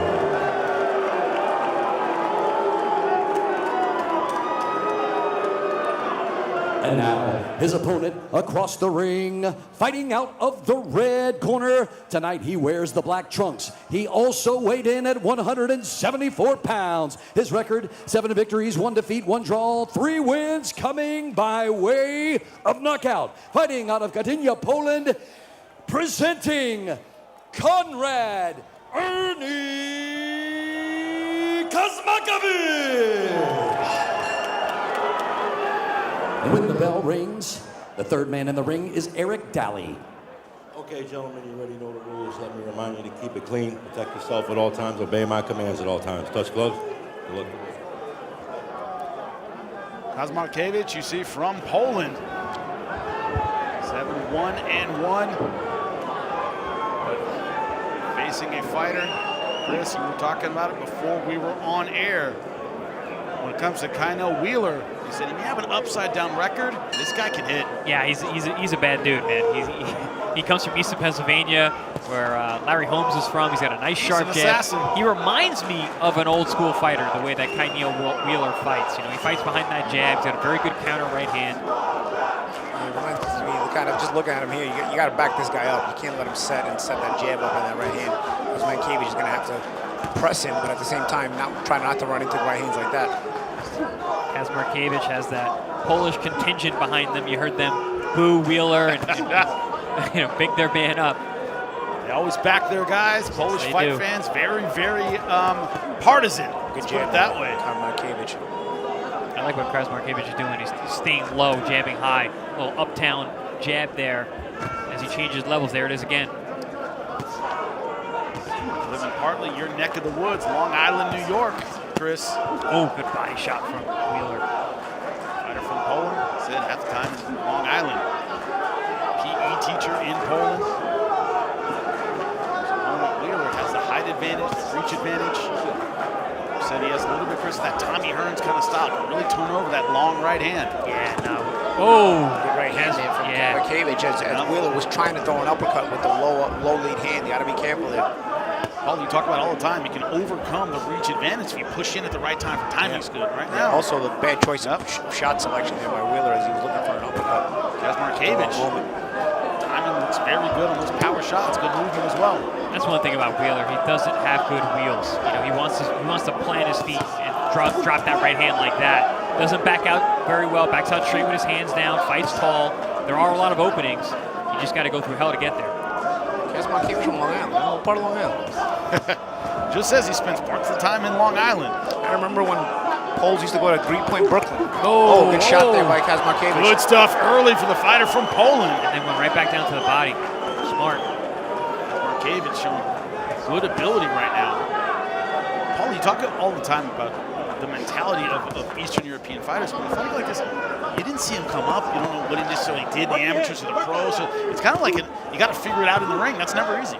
No, you know, there's challenges to that, but at the same time, you know, you learn to sort of control these kind of fights by dictating that a little bit. Kaczmarkiewicz has been beaten already once early in his career, so I'm not sure he has the kind of amateur standout career that maybe some of these other guys have had from Eastern Europe, but nonetheless, he's got solid fundamentals. But like you said, Jimmy, he's the PE teacher in Poland, so it's not like he's been fully focused on boxing like some of the other, you know, crazy amateur experienced Eastern Europeans. Yeah, where it's been a full-time job since they were 6. Yeah. Not one of those guys. Yeah. Wheeler almost never has his right hand up.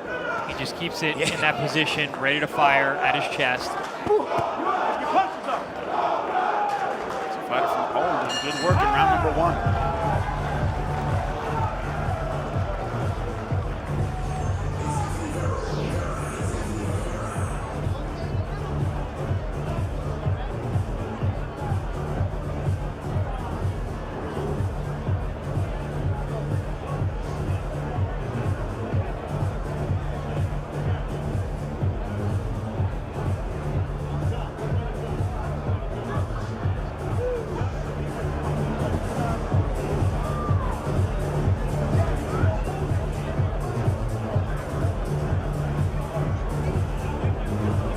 back. You're in the corner of Konrad Kaczmarkiewicz, who boxed very, very well in round number 1, taking advantage, Chris, of the defensive lapses you talk about with Kynell Wheeler. Yeah, very, very good work from Kaczmarkiewicz in that round. He used some nice lateral movement, fired off that movement. I liked how he led with the right hand, came back with the stiff jab, because like you said, Wheeler has holes, defensively especially, does not fight him going backwards very well at all. Gave Naji Lopez a very tough fight on our air. Very talented up-and-coming light heavyweight. Was in that fight until, once again, Naji Lopez able to turn it on and get the victory. Yeah, Naji was a shootout. Yeah, Wheeler was very dialed in that night. He looked very, very sharp.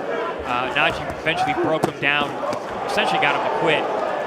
This kind of fight Wheeler wants. You talk about his lack of wheels, his lack of ability to move left and right. Does he want just a step-in firefight? Yeah, I mean, he's controlling the center of the ring. Kaczmarkiewicz is giving us a good lateral movement, though, and firing off that. He's not staying right in front of Wheeler, which is what he wants.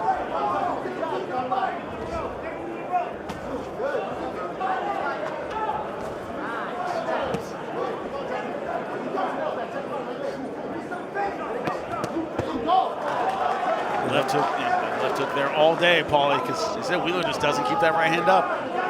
Yeah, he's so offensive-minded with that right hand.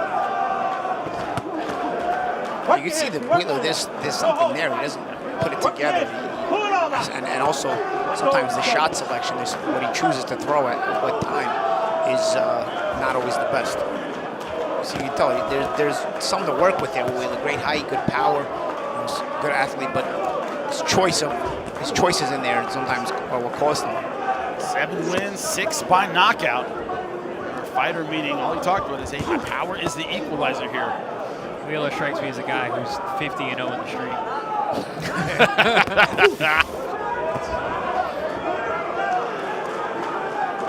Certainly has the power for it. He's also got like that deceptive body. Like if you put clothes on him, you're like, yeah, he's tall. I can take this guy. He's tall, but and then he can knock out a donkey. So the Atlas says, he goes, it's the skinny guys you got to watch out for. They have the knockout power. Once you start backing on a good combination there by Kaczmarkiewicz. Not just a combination, but out immediately, angling out, good footwork. A lot of lateral movement different. All the non-discipline Wheeler has with his hand positioning. It's great hand positioning. Shot. Kaczmarkiewicz has great hand positioning, and it works for his defense and his offense, as you saw there. Looks like Wheeler is hurt up against the ropes. I like how he goes down to the body. When he does catch Wheeler with a good shot, he brings it down low. You got that long torso, a lot of real estate. Beat that body up, take the power away from the power puncher. Not even 2 rounds through this fight, scheduled for 6. Wheeler already hurt. The boxer from Poland, 7-1-1. They only lost, by the way, a decision loss in Poland.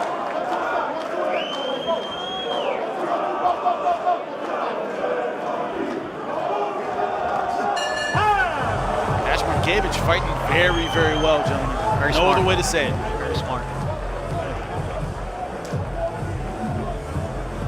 Some action from that round number 2. There's that right hand, left right behind it. Yeah, Wheeler almost went down there. That was a really good. I mentioned how Kaczmarkiewicz was firing off of that lateral movement. Stops on a dime, fires that right hand, comes back to the left hook. Been very, very smart. He's very aware of what he has in front of him. The guy can punch. Okay, I'm going to be a moving target.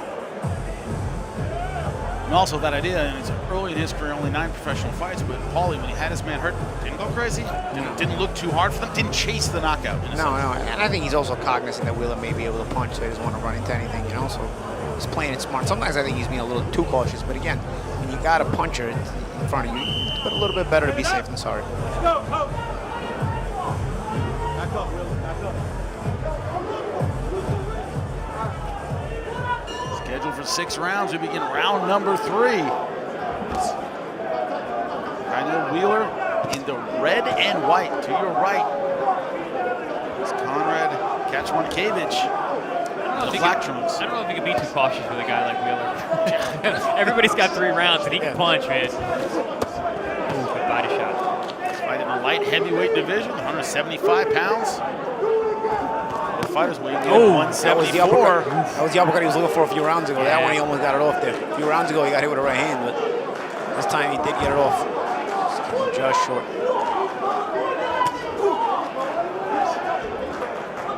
Yeah, you're right, Tim. You see Wheeler's got a lot of tools, man. He's got reactions, he's athletic, he can punch, he's got the height. Yeah, again, the choices. He ends up getting squared up with his hands down, he ends up backing straight out. Throws a right hand when he should throw a jab, you know, things like that. Yeah. I don't think he has a corner with him either. The cornermen are wearing New York stuff. New York stuff, so probably not his team. Coming from Bethlehem, PA, I don't think guys wear Yankee hats and Mets hats there. It is the World Series. They're wearing Dodger stuff. I understand completely. But anyway, back to the actual fighting. You know, one of the things about Wheeler, Paul, you said, you know, some of the fundamentals are there, right? That you talk about, you build those things in the amateurs, and you know, it's hard to fill them in as a pro. Some of those parts seem to be missing from Wheeler. And some of the pieces, but not the glue to put it all together. Yeah. And, the right hand that way. Wheeler, you can see has the athleticism, but again, you can see maybe from not having crazy amount of amateur experience, his choice of type of fight he fights sometimes is off. He's starting to loop that right hand. He's not throwing it straight anymore. As he sees Kaczmarkiewicz going around the side, maybe trying to catch him as he's moving that way, I'm not sure. Kaczmarkiewicz, though, constantly moving, angling side to side. See, that's what I'm saying, where he's too cautious. You back your man up there, and then you allow him to start setting again, coming forward. And that's where Wheeler can be dangerous. You know, Wheeler is backing up more and more easily when you put numbers on him. He gives you a chance to step to him and keep backing him up there.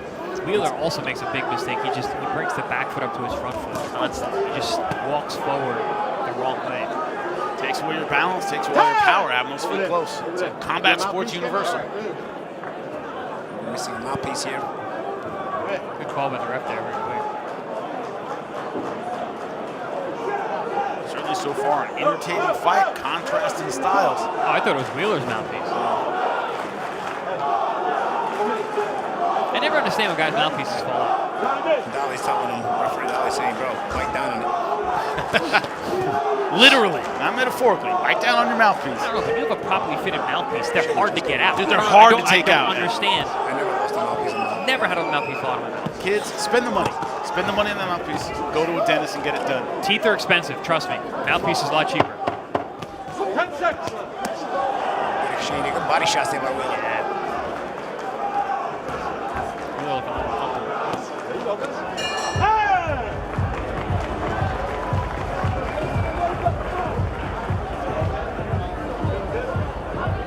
Miyo Yoshida, 17-4 in our main event against Shurretta Metcalf. She'll be defending her IBF title. Shurretta Metcalf victorious in the first fight. Yoshida looking to make sure there is no doubt in the rematch. Udabella said, I expect a much better fight even than the first one. It's going to be all action in our main event.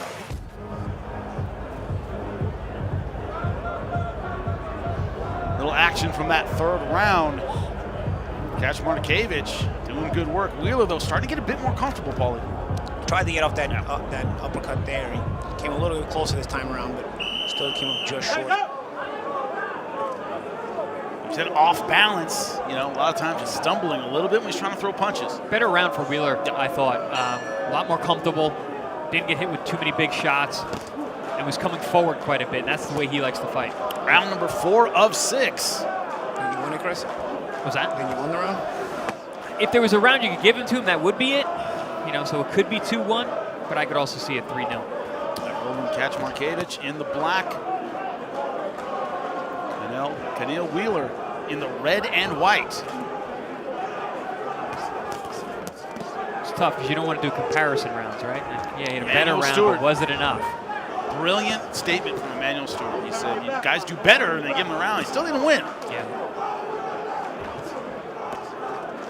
Also, there's another thing that leads me to believe Kaczmarkiewicz didn't have a big amateur career. His out is way too big. You know, he doesn't need to be out all the time by 5 miles. You know what I'm saying? Like, he gets in, he throws a nice combination, but then he jumps 5 miles away. And he actually lets Wheeler get on his front foot momentum again, which is where Wheeler gets dangerous.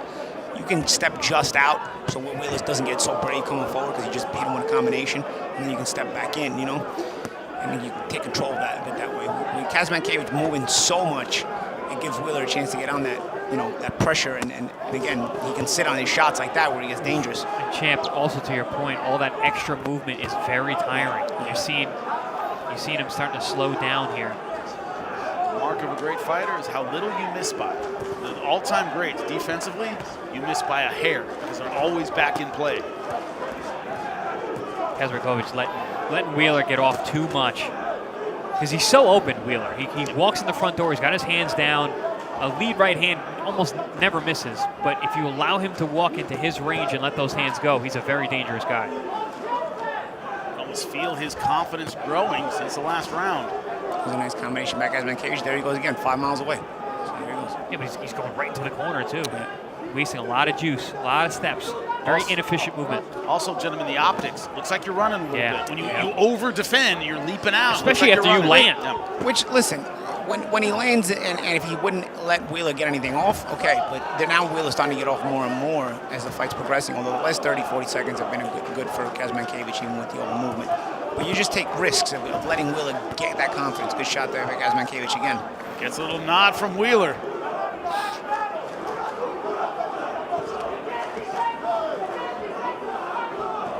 Kaczmarkiewicz from Poland, getting a lot of support. I heard the crowd chanting earlier. Yeah, Kaczmarkiewicz getting scrappy here in the last minute. He's not having a good round, but he's picked it up here. Trying to win it back. 10 seconds left to go. Round number 4 scheduled for 6. Ooh, good right to the pit of the stomach from Wheeler. That is it for round number 4. Looks like Wheeler still losing rounds, but you could argue gaining momentum. Is that fair, Chris? He's starting to gain a little bit of confidence. I actually gave Wheeler that last round. Sure. I think the first 3 belong to Kaczmarkiewicz. I keep saying Kovic, not Russian, Polish. But just allowing Wheeler to work too much in that last round, and I think he did enough to actually cinch it. Certainly something for his corner to get excited about in between rounds. Things are starting to go your way. He's definitely owned these last 2 rounds. Early on, it's smart for Kaczmarkiewicz to be in and be out, But then there comes a point in the fight where if that's working, your out is a little bit less distant. You're more confident. You should start to gain the timing of your opponent to where you don't have to go 5 miles out. Now you can go just slightly he's actually gotten worse. Still keep control. Yeah, he's gotten worse because he never adjusted it there. And so now with the rounds going by, you're working hard and you're getting tired fast. And it's not like Wheeler's the kind of guy who hits you on the way out anyway. So it's not like you really have to dive out and be that flighty. No, he's going so far away, Wheeler can't even throw. I mean, there's no engagement. But Wheeler comes forward, and then when he does stop, and now Wheeler's in the front foot, there is again a good shot there. Right hand coming in by Wheeler. He shortened that up nice, did Wheeler. Short, choppy shot. To your point, Chris, it's almost like he never brings his hands back to where they're supposed to be. He's always there for the counter shot. Yeah, it's just there to punch. He's a two-fisted puncher. Kaczmarkiewicz got away from that jab, which was working really well in the first round. Getting back to it here is smart. Wheeler now turning up the volume. Not a counter puncher. A combination puncher early in this fight. Throwing ones. At least some 2s and 3s coming out of the fighter from Pennsylvania. He just looks comfortable. That's dangerous. A guy like Wheeler, who stays pretty calm anyway, but he looks very, very comfortable here. Ooh, that'll make it uncomfortable. Nice right hand down to the pit of the stomach.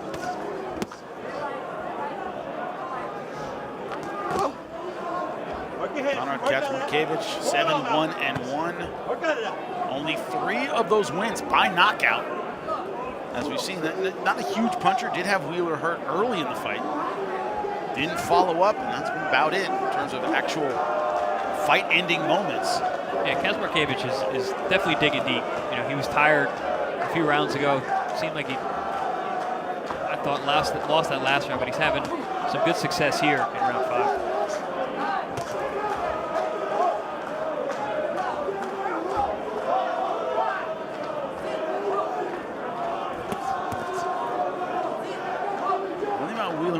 Of footwork that you've talked about, Chris, is always got to wait for Kaczmarkiewicz to come in. So when Kaczmarkiewicz wants to stay out and rest, he can, because he's not going to come get him.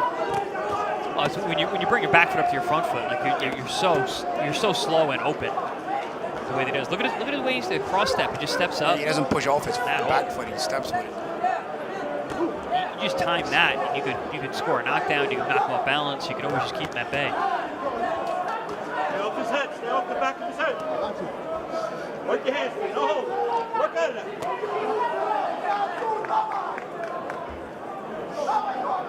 20 seconds left to go in round number 5, scheduled for 6. Good body work here. Kaczmarkiewicz. Going to put their stamp on this round. Good get back round. Again, Kaczmarkiewicz. I can't think he goes so far away. You got Willis laying on the ropes, and you just leave him there. Good shot there by Kaczmarkiewicz.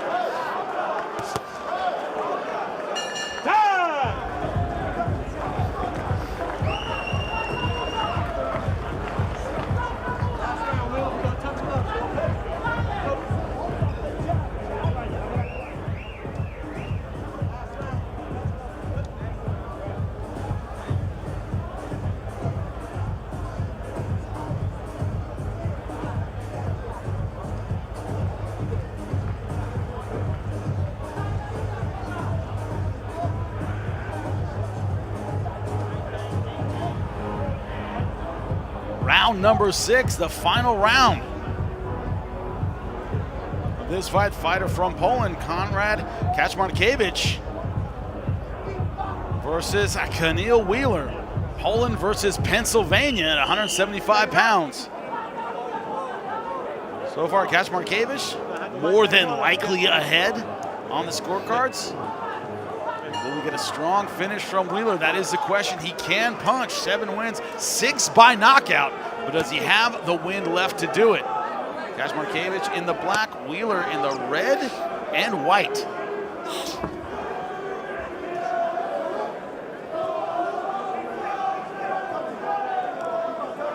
This is what the fight has looked like. You're just joining us. Kaczmarkiewicz angling on the outside. Good movement back and forth, throwing combinations.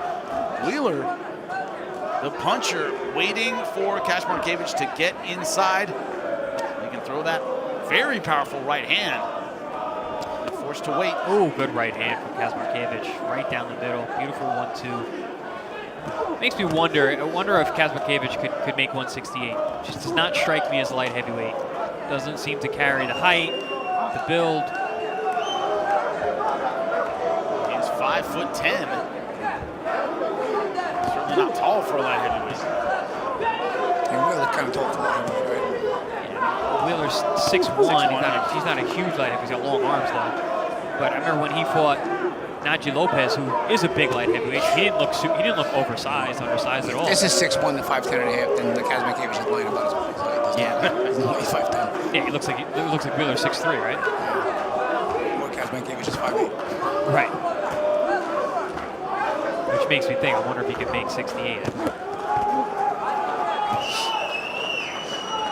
Certainly, as he moves up, see, I'm trouble with those taller guys with the reach and the speed to keep you on the outside. Just also power, like, you know, not a big puncher.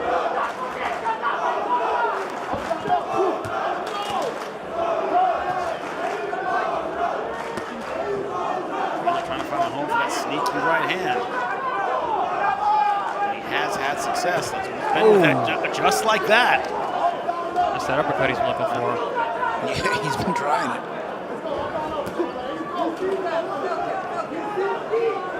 Seems like you judge this fight looking at the footwork of both fighters. Yeah, the footwork of Wheeler just has not been there. Gripping uppercuts with both hands now. I think Wheeler feels like the sand is coming out of the hourglass real quick. It's starting to pick it up a little. Might be too little, too late. We're in the final round. Kaczmarkiewicz has been the only one who's been able to throw all these combinations of punches together too, you know, and that's hurt Wheeler as well. A lot of pot shots, maybe 1s and 2s. Blood from the nose, probably from that uppercut from Wheeler a few moments ago. Kaczmarkiewicz landing some good right hands with seconds left to go in the fight. Kaczmarkiewicz, whether he gets the wins on or not, he's gonna know he's in a fight. Excellent job for the fighter from Poland. Wheeler, though, made it a fight. put the punches together when he needed it most. See what the judges have to say about it.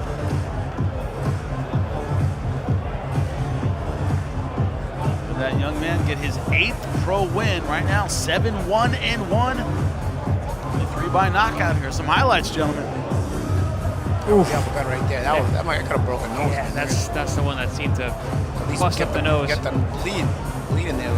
But also breaking nose with that. Uppercuts don't take much, man. One good uppercut, that'll ruin your weekend. And more. Cosmetic surgery, never fun, gentlemen. We know that. You've seen it enough times. You know, I never had surgery on my nose.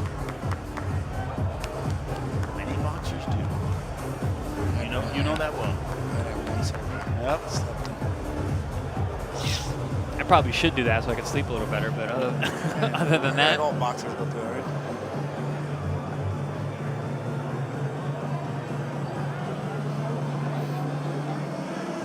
Silva for the MMA fans. I'd have a whole new nose made. The axe murderer. The axe murderer, right? A whole new nose constructed. Couldn't breathe at all.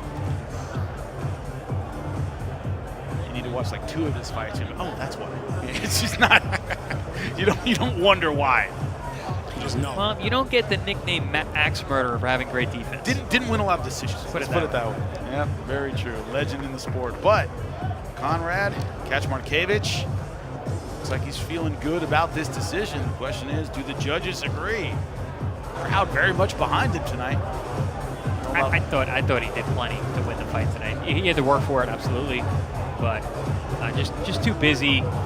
Kept Wheeler off balance quite a bit. Landing good combinations, hurt him in that one round. I think it was the second round. Wheeler is not active enough. Occasionally did work with the right hand, but not a lot of combinations. See the physical talent, Paulie. It's another one. It's kind of a theme tonight. You're like, God, it's frustrating because some of the parts just needs to put it all together. Yeah, at this point, he's kind of stuck where he's at. Tough to teach an old dog new tricks as well. Very true. There's Diablo in the corner. Well, now we know it's New York corner because Diablo's the old school New York as it gets. Diablo was working corners against me when I was an amateur. And I still don't know his real name. It's just Diablo. And by the way, Paulie's you know his name? Diablo knows his name? Diablo's real name or no? No. Oh, just know him as Diablo. No, I don't. He doesn't have one. By the way, anything that happened as an amateur was a long time ago. Paulie is long retired. You have the decision ready to go. It's light heavyweight showdown. Let's end all suspense.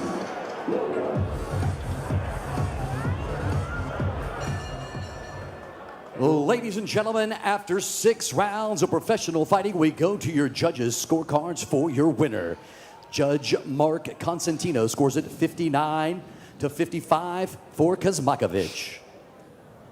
Judge John McKay scores it 56-58 for Wheeler. And Judge Georgie Gergov scores it 59-55 for your winner by split decision, Conrad Ernie Kaczmarkiewicz. Okay, so the right guy won. But are you a little nervous? But this is where, the champ makes a good point. Like John McKay is clearly a guy who doesn't understand what he's watching. He just knows whoever's going forward and whoever's going backwards. And so he's just got a very novice-y outlook. I don't know what I'm doing. I don't know what I'm watching.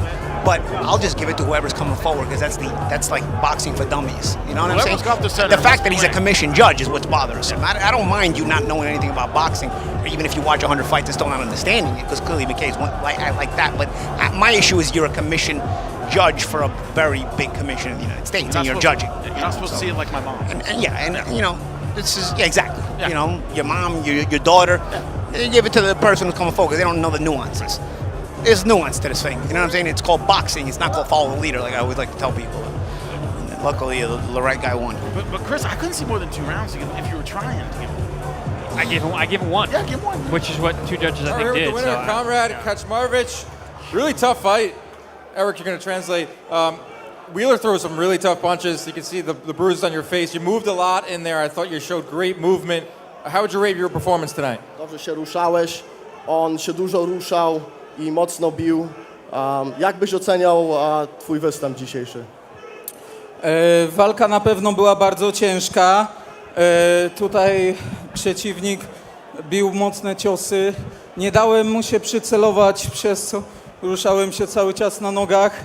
Też w Polsce trenuję z trenerem z Kuby, także nad tym pracujemy cały czas. I co, przede wszystkim tutaj taktyka była od trenerów, żeby nie stanąć w miejscu, no bo zawodnik mocno bijący, gdybym przystanął, mógłby mnie ucelować, a tak miałem celniejsze ciosy, może lżejsze, bo cały czas się ruszałem i nie miałem jak zadać mocnego ciosu przez to, ale no tutaj punktowałem i musiałem być czujny. We came into this fight knowing that the opponent definitely hits hard, so we put a big emphasis on my movement, which is why some of my punches might not have been the hardest because I was moving so much, but it was a priority for us and my team. We've been training in Poland on this to be constantly moving. At the end of the day, to win and another step in the right direction. A lot of fans here, a lot of Polish fans here in New York. Final message to all your fans here. Tak, chciałbym bardzo podziękować wszystkim tutaj, którzy się zgromadzili na hali, żeby mi kibicować, zwłaszcza moim rodakom. Jesteście najlepsi, było was bardzo słychać. Dziękuję. I want to thank all my Polish fans for coming out. I heard you guys in the ring. I'm so thankful to you. I love you guys.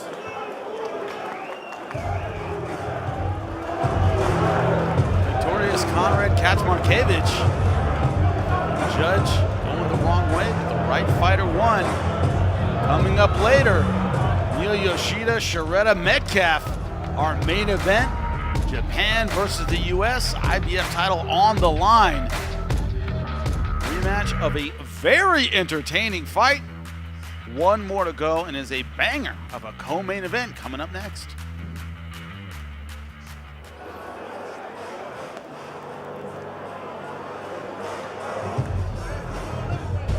ProBox TV Contender Series.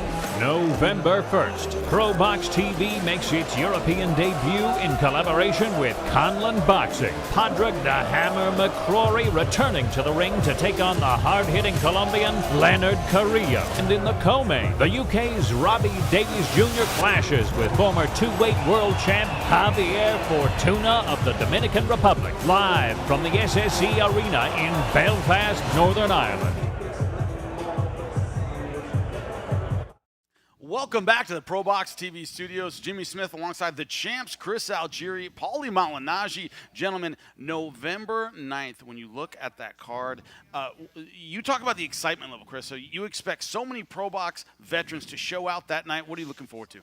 I mean, the return of Jojo Diaz is a big deal, and the fact that, what he's gone through, we'll be highlighting his story, a lot leading up to the fight. Just seeing him around the ProBox arena and training there has been really cool to watch him at that level come to ProBox, gym, and also to spend time in the rehabilitation center there. So plus just the light that he's bringing back, to his life and to the sport. When you look at it, of course, so many names of ProBox TV. What's been added, Paulie, is so many guys from ProBox TV are now getting the recognition. They're getting the opportunities. When you travel around and you mention ProBox TV, they talk about, man, you guys put on amazing fights. And a lot of the fighters who are doing well are moving on to great things. Does that up the ante when it comes to November 9th? Yeah, I think so. The reputation is now, sort of showing itself in the rewards that come with winning on ProBox TV. In the beginning, we're like, oh, these are pretty good fights, and the fans can say, oh, these are pretty good fights. I like it. But now there's enough of a resume built to where, even the business of boxing is giving ProBox the respect in that the guys who win here on ProBox, they're getting opportunities on bigger levels. In the beginning, like I said, it was just good fights and everybody was happy with good fights. But now it's like, yo, it's good fights constantly. These guys deserve more. Well, guys are also asking to be on our air. Yeah. They're asking to be on our platform. Word got out, and I think that it creates more of the momentum, and that's why we're getting guys like ex-world champions Jojo Diaz. We had Jarrett Hurd, we had Jason Rosario, even the mid-range contenders, either prospects coming up or ex-contenders coming back down looking for one more shot. Angelo Leo, of course, going from us to world champion. There's been, and the matchups have been all very, very solid, and we thank all you guys at home for continuing to support the channel. Tell your friends, download the app, because the more the channel grows, the more fights we can bring, and the better the fights we can bring. Yeah, Jojo D is, of course, an outstanding name. You look at names like Jesus Soracho, a guy that we know from our air brings it every single time. He is one of those names when you look at ProBox TV that's a can't miss, always aggressive. Yeah, win, lose, or draw. I mean, he's been on our air maybe 3-4 times at this point. I think he's, 2-2, but he's had some tough losses. He's had some great wins. But regardless, he's always exciting, and he's very, very talented. When that guy's in shape, forget it. He can beat anybody.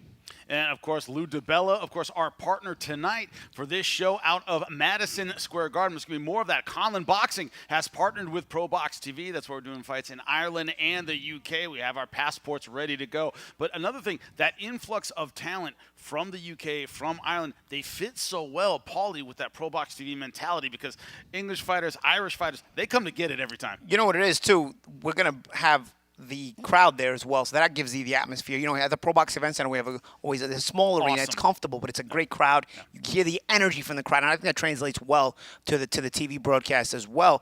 And I think being in Belfast with that kind of vociferous crowd and these popular fighters there, I think it's going to have the same effect.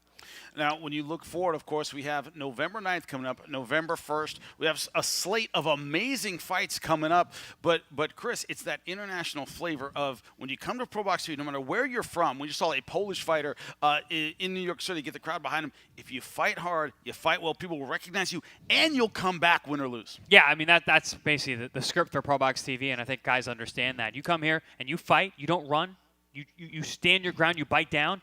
Win, lose, or draw, you can come back. Because Gary Jonas, the owner, loves. He doesn't want runners and holders. He wants that good action. He loves action. And another fighter who's looked great on ProBox TV is Mykquan Williams, undefeated in his career. His opponent is Lavisas Williams. Look at the age difference. 7 years older is Williams.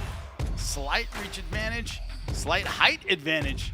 But the experience level, definitely for Mykquan Williams. How will he look tonight? That is the question. We go back in the ring at Madison Square Garden.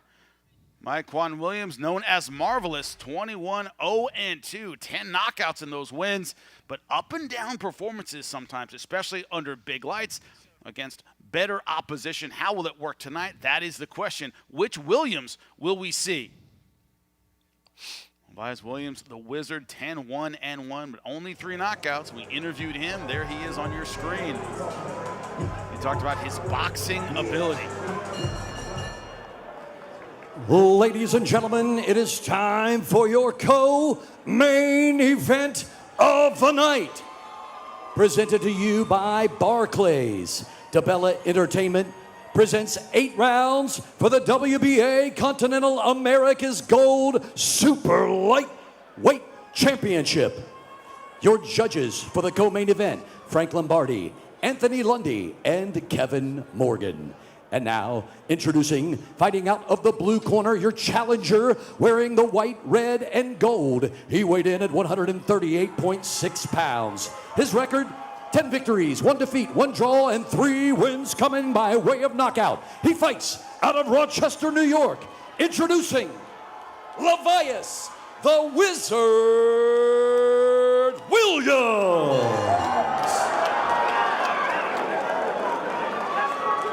And now, his opponent across the ring, fighting out of the red corner, wearing the blue, orange, and black. He weighed in at 140 even pounds. His record, 21 victories, 0 defeats, 2 draws, and 10 wins by knockout. He fights out of East Hartford, Connecticut. He is the undefeated, reigning, defending WBA Continental America's Gold Super Lightweight Champion. Presenting Marvelous Mykquan Williams. When the action begins, your referee is Harvey Dock.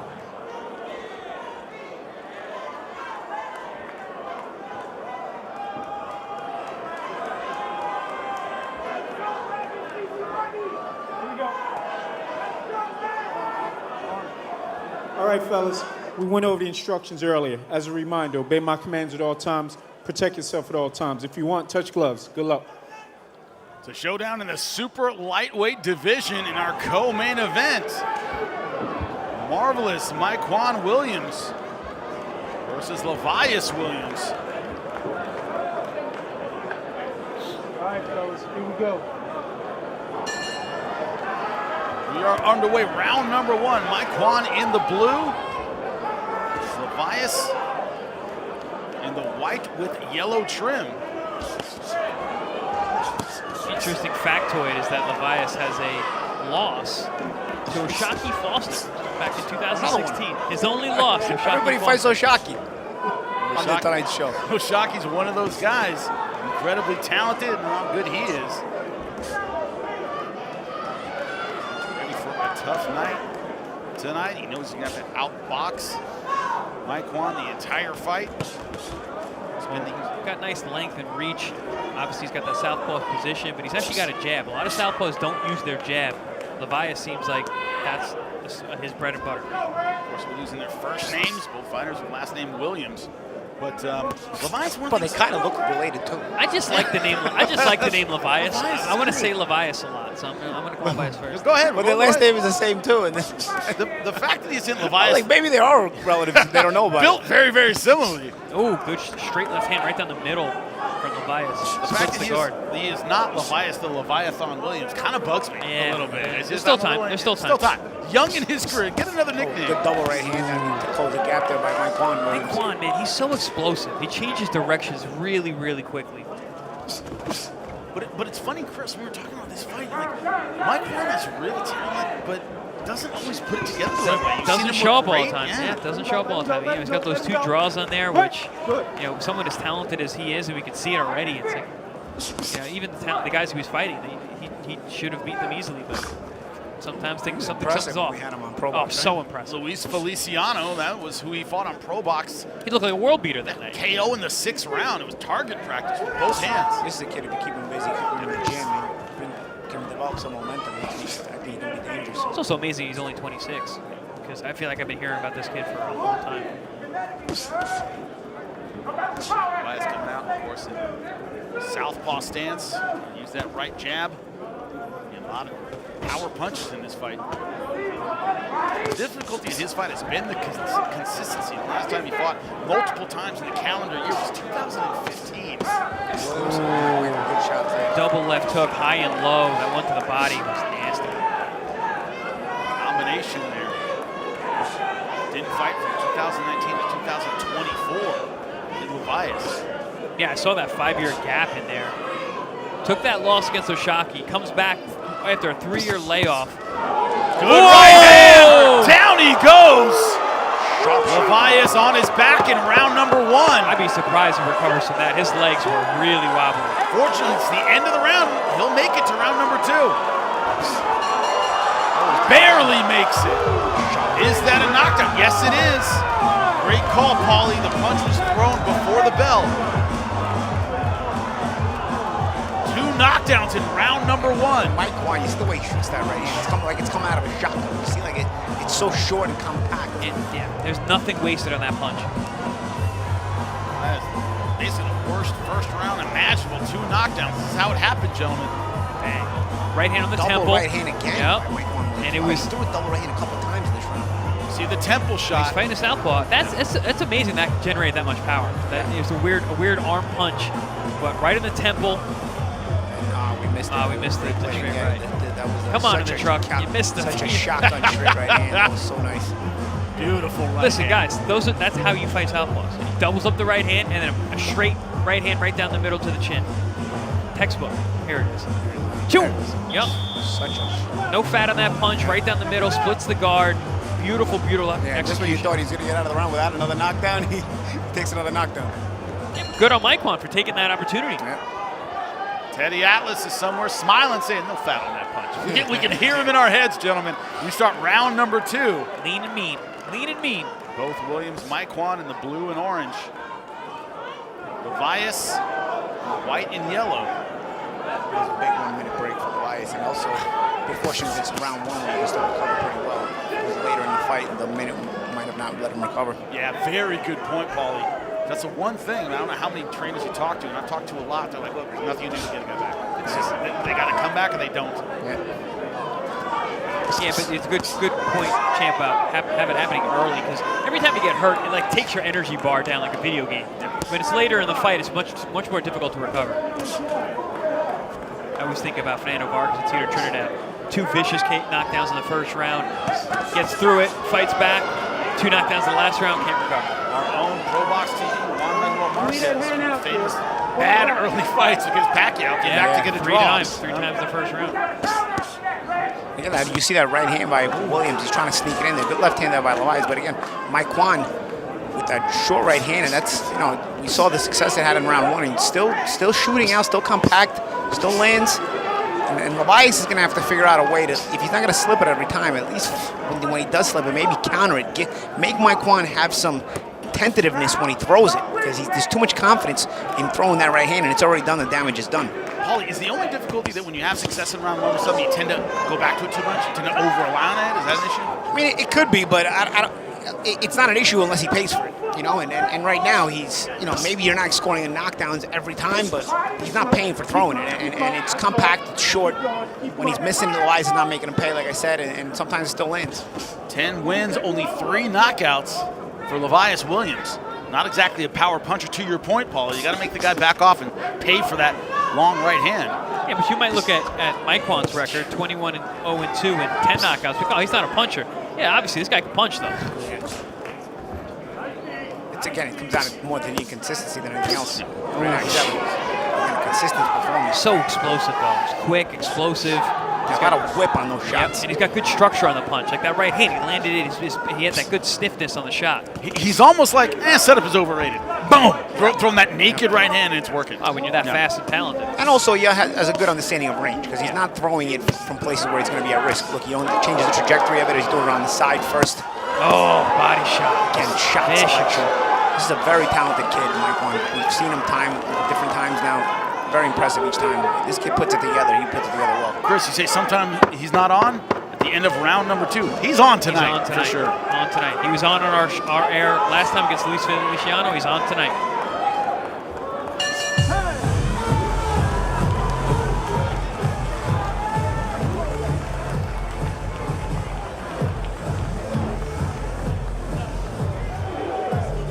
We are back November 9th. Nicolas Flaz versus Christian Gomez.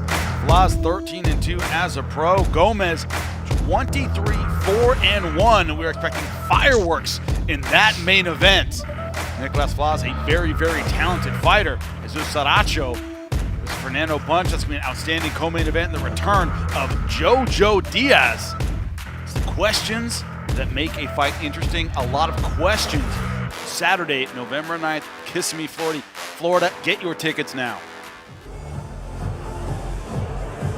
Into the corner, of course, of Mykquan Williams, who is having his way so far. Some redness around his right eye. To be expected, he's traded a few punches, but man, his right hand has been lethal throughout this fight. We start round number 3, scheduled for 8.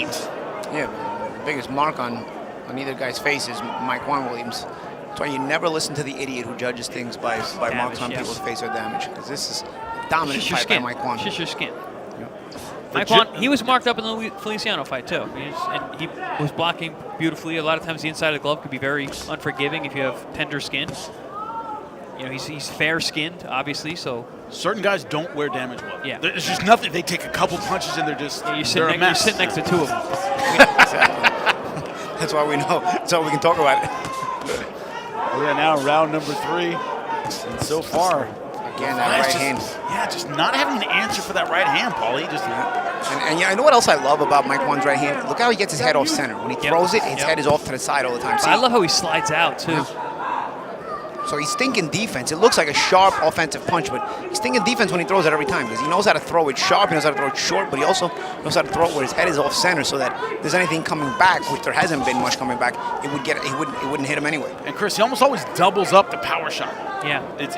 That takes real speed. If you remember a prime Roy Jones Jr., he would hit you with 5 hooks. No setups in there. Doubling up power, very, very difficult. But right now, Mykquan able to do that. Ooh, good left hook. The Lavisas has definitely taken the shots better since round 1. Around the side right hand too. Every once in a while, Mykquan will throw it around the side with the right hand, so he can set up the straight one afterwards. Let's see if he goes straight now. He's taking them well, but the problem is, Chris, he's still taking them. Yeah, he's taking a lot. He's enduring. Oh, big good uppercut shot. of And the body shot, too. Mykquan turned southpaw for 1 second and threw a big uppercut. That was a very creative way to set it up and a very creative shot to throw once he changed his stance. Lavisas is tough, man. Oh, that hurt. That hurt. You saw the vein in the neck. That's how you know that liver shot hurt. Oh, yeah, he backed away quickly. Mykquan unloading. Right now it's looking like target practice.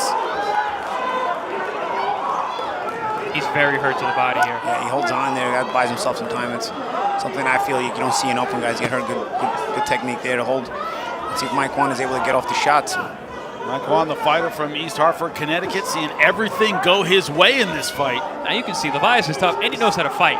He's just in with a superior boxer time.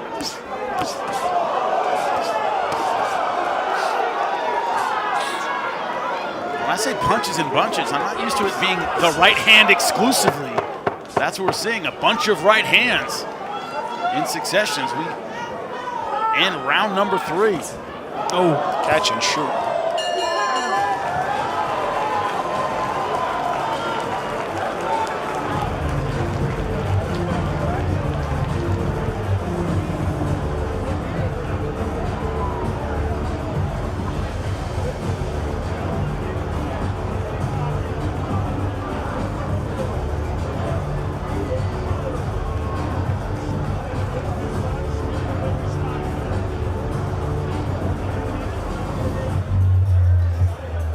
What's going on in the corner of Mykquan Williams, because it seems like everything's going great. Don't know what advice they're going to give right now. Here's that shouting. Turn southpaw here. Oh, what a right uppercut he threw there. He had all the weight on it. Yeah, and the liver shot. I love that he's not forgetting the body. He gets some good headshots, goes right back downstairs from that southpaw position. That was a left hook off the rear hand from a southpaw position. Great shot. Lavisas joined the face scrape club in that round. Lavisas now has also a scrape on his side of his face. Doctor gonna check it out. I think the doctor's just checking on him. He's taking some punches. He has taken some damage, yeah.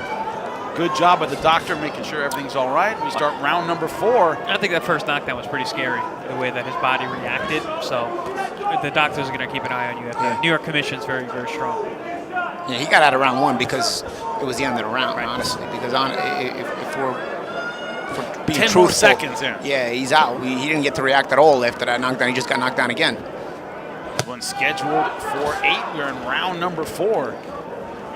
And Chris, from what you're seeing here, I mean, Lavisas, what would you change to avoid that right hand? Because it seems like he's falling for the same thing. Those bunches of right hands. You know, it's like I said earlier. It's not it's not that he's a bad fighter. He's obviously very, very tough. He's in with a superior boxer tonight. You know, he needs to stay to that weak side, keep going to the right, stepping out to the right, angling. But I just don't know if he has the footwork for that. And you see also the way he's that fencing battle with the lead hands, he's not taking control of it either. You know what I mean? He's just kind of touching the inside of Mykquan's lead glove. He's got to take more control of that lead hand battle against the southpaw so that you can sort of dictate the steps you're going to take and which shots can be fired and which shots can be offset. And if you don't take control with that lead hand when you have a guy who's fencing with you, then he's going to dictate it. And that's what Mykquan Williams has been doing, is dictating that part of the fight. He tried that in the first round. He came out jabbing well, did Lavisas, but he's just getting picked apart by the speed. Double hook there to the body by Mykquan Williams. And again, back to that right hand, guys. No setup, and he can't see these right hands coming. Earlier tonight, Edward Vasquez showed that he's on another level. Paulie, dude, Mykquan making that statement here right now. You know, this is the second time I see Mykquan Williams on ProBox TV, and both times he's sort of left me yearning for more. I mean, this fight's not over yet, but you want to see him in some bigger opportunities, in some bigger fights, having a consistent schedule. Because this kid, he's got the goods. And Chris, not just the physical ability. I like his fight IQ in this. He's making the right decisions at the right time. No, it's his awareness, his boxing IQ, his setups, his defense. He's switching sides, everything. Even his shots like that. Like, yeah, he rubbernecked a little bit, got touched a little bit, but he didn't take much of that damage at all. Yeah, the IQ and shot selection as well, man. reactions, hand speed, foot speed, everything. He's putting it all together really nice. You get the feeling if he steps on the gas at any point. Oh, nice short right. He could go home. Oh, another great combination. Elias shaking his head, but those shots hurt. Yeah, and he's done damage to the head and to the body tonight, so, you know, it's a complete performance in that way. Also, gentlemen, here on ProBox, we've seen some corners step in when they see fights getting a little too one-sided and might start getting there at this point. Yeah.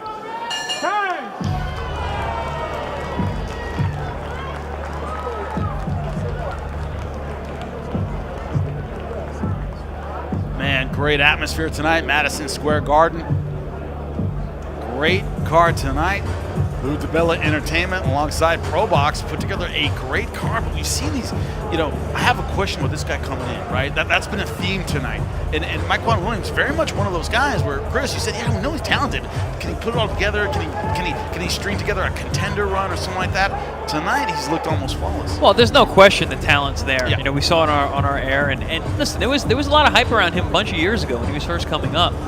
For him, it's just consistency, and now we're looking at back-to-back TV performances where he looked great. I think you got to win in between. But yeah, he's looking fantastic once again tonight on our air. So listen, put this guy in the big fights. I'm ready to see him in there with a top 10, top 5 guy at this point. Who is going to fight him though? Unless he gets put in a position to be a mandatory. He's not in a political position where he's going to be able to dictate that. So you'd like to see him get the opportunity, but some things are going to have to come together for him. It was said about the late, great Aaron Hawk Pryor, a great 140-pound fighter. I'm sure you guys remember him from back in the day. A great fighter who's dangerous with meager earning potential. I remember that being his description. There's no reason to fight Aaron Pryor because he'd make you look bad. He'd hurt you, but he didn't put a lot of butts in. And so that's the thing. I mean, sometimes the big networks or the big promoters, you know, they're sort of ignoring you until you've got the hope that somebody gives you an opportunity, and that's not always easy to do when you're super talented, very dangerous, and because of those situations, nobody's going to be in a rush to fight you. Lavisas Williams, he's stuck fighting Mykquan Williams right now. The only good thing that he may have going for him in that way is that he doesn't have a lot of knockouts. Some people may view him like a good boxer, but maybe not a big puncher. But even that's deceiving once you watch him fight. This is the second time we've seen him fight. We've seen some good power on the part of Mykquan Williams. Not just 2 knockdowns, but very accurate with his power punches.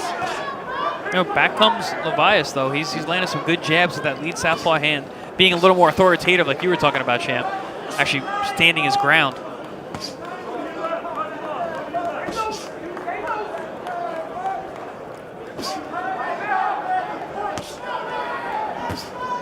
The way Mykquan throws both hands, it's like a piston coming at you. Very, very quick, very powerful.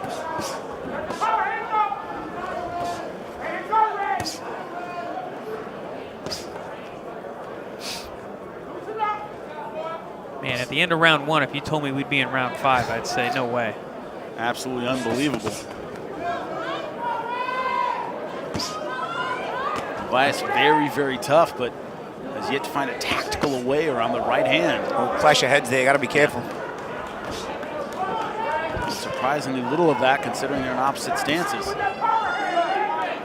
And with how explosive Mykquan is, closes that gap really quick. Going to the body again with the right hand. Lavisas has some success with the jab, but hasn't made his power a factor. 10 wins, 3 knockouts, not exactly a power puncher. He has to find some way to keep Mykquan off of him. Hasn't been able to do that at all. One thing about Lavisas, he's not in like survival mode either. He's just fighting a guy who's better than him. But I like the fact that he's trying to keep the winning mentality throughout the fight. You know, he's trying. It's just the other guy's better. There's a double, triple jab there. He tries to change the punching angle. No, the guy knows how to fight. You can see it. There's no question. He's got his style. He has not given up tonight. Not yet. Short left hand there. You know, he's giving it a shot. It just hasn't been able to come together for him because, again, Mykquan is world class. It isn't easy when you're outgunned.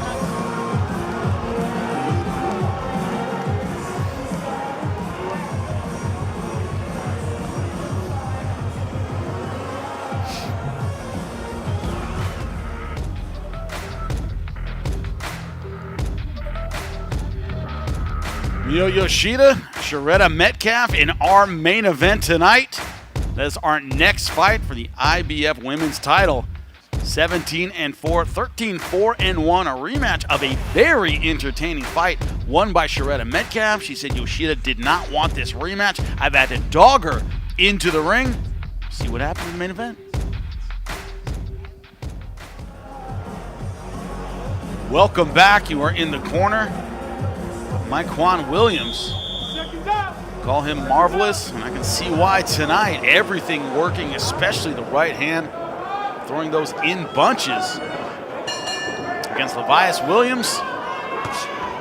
And here we go. Start of round number 6. Lavisas doing better in the last round. I don't think you could give him the round, but certainly improving, getting better with the jab. He's getting his feet underneath him. He's back, getting behind that jab. Look, now he's letting the left hand go. Last round was kind of a get-back round for him. Now you see him coming out a little more authoritative. Let's see if he can build off that without taking any more damage. So that's the problem. Once you start punching more, there's more opportunities to get hit back. Exactly. Has felt the power down twice in round number 1. He's been hurt several times since then. So far, able to stay on his feet. So hasn't really found the answer for that right hand of Mykquan Williams. There it is right there again. Every time we talk about it, it happens. That was a nice trajectory change from Mykquan. Caught him on the way out. And that's the thing, too. I talked about Mykquan Williams. He has his head offline when he throws the right hand. But Lavisas never gets his head offline, even from his own stance. His head is always right there across the middle. You know, even when he changes direction, he changes levels a little bit off to the side, maybe shift his head over. Did a little bit there, but overall, he's not consistently done that. And that's also been why it's been easier for Mykquan Williams to catch him with those right hands. If you're gonna fight tall, you have to control distance, and Lavisas doesn't. He's fighting tall. He's fighting that perch position, but he's not keeping Mykquan at bay. Not able to do that. Not able to pound or to land that power left hand. Another good short left. And also, right about now, when you start feeling those body punches, Mykquan has done great work with the body punches, just like that. Set up the right hand. Also, just all that punishment, it builds up. It's a battle of attrition here at this point. Getting hit with so many clean punches, 6, 7, 8 rounds.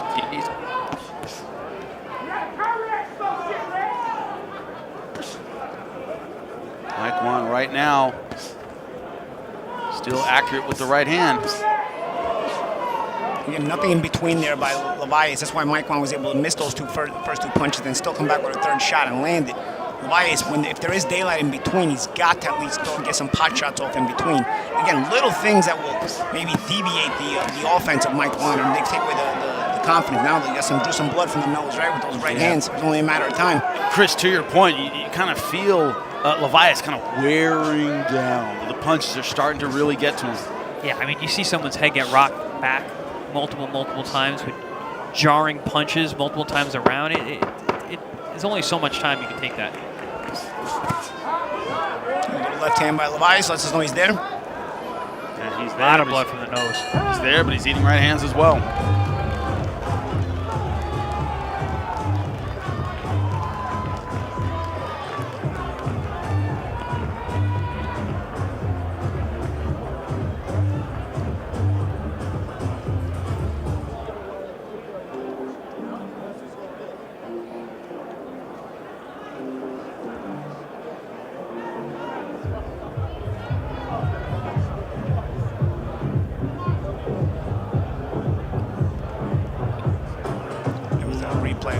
Saying in the round, he's missed the first 2 shots, and there's daylight in between there. You know, Lavisas could come back with something in between there, but nope. Waits, and Mykquan lands the right hand. We are back in the corner of Mykquan Williams. There is Lavisas Williams. He has eaten a lot of right hands. See the referee talking to him. Sure you're feeling all right, kid? That's probably what he's asking him right now. So he's taking some murderous punishment. We are in round 7 of 8. Lavisas Williams in the white with yellow trim. Mykquan Williams in the blue, orange, and black. And it's been all Mykquan Williams. Laser accurate with his right hand. His power punches have been on point. He's been doubling them, tripling them. A little bit of damage starts soaking in. Nose already bleeding. Yeah, I mean, Mykquan landed a nice uppercut there, and that's going to draw blood from an already damaged nose, that's for sure. There's a lot of blood coming from that nose. And Mykquan also does something else. A lot of times he does throw a couple of throwaway punches instead of put you in bad position for the big shot. There's a big snappy shot, you know? Impressive fight IQ, Paulie. Yeah, yeah, we've seen it. Now, again, it's the second fight in a row. We've seen it very creative ways he sets up his shots. His fight IQ is very high. And it looks like he's still working on things. Like he's got a deeper bag. Like he still have things that he can pull out. Yeah, and like I feel like there's things he doesn't always show because he doesn't need to, you know? Again, southpaw stands right up to the body there. Counter left hand from the southpaw stands. Now he's flowing right now. Yeah, painting Lavisas with blood with that left both hand. guys now in that southpaw stance.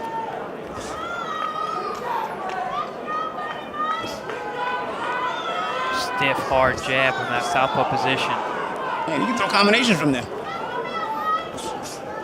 guess both guys are just going to go southpaw from him. Yeah, Mykquan was almost going back right here. Yeah, starting to square up a little bit there. He's like, I'll stay at the southpaw stance. Why not? You can tell he's putting a little more mustard in these shots here. Planting his feet. Yeah, some guys, as you know, they see blood, they start turning it on. Yeah, Nose and it leaking also blood. tells you he's probably just comfortable. Everything has worked so far. You know, he's done a lot. We were talking about other wrinkles he may have that he may not have shown. Well, this is another wrinkle right here. He looks very comfortable in southpaw stance. Even has a sharp, solid jab, which usually from your backup stance, sometimes your jab is not as sharp. I just like that he's still so snappy and explosive. Showing good speed here. And very active through 7 rounds, and yet he's not really slowed down. You might have the confidence of success, right, Paulie? When things are working, for some reason you have a lot more energy. Oh, of course, of course. But also he's controlling the pace. Yeah. He's a complete control. Gotta give Lavisas some credit too, man. We didn't think he was gonna last this long early on in the fight. He lasted this long. He tried to win. He just, you know, he was the second best tonight against a very, very good fighter. But the fact that he showed this character, you know, gotta give him credit for it as well. Those were not flash knockdowns in round number 1. He was hurt. Yeah. Those were big shots. 1 round to go. A little bit of trash talk. I don't know if it's complimentary or trash talk. Fight's not over, so I doubt it's complimentary. Yeah, probably not yet. Mykquan Williams seen everything go his way tonight.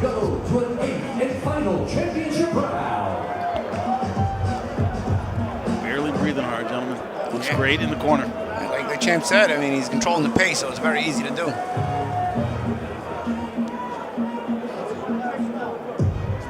Elias Williams swelling around both eyes and bleeding from his nose. That is swollen as well.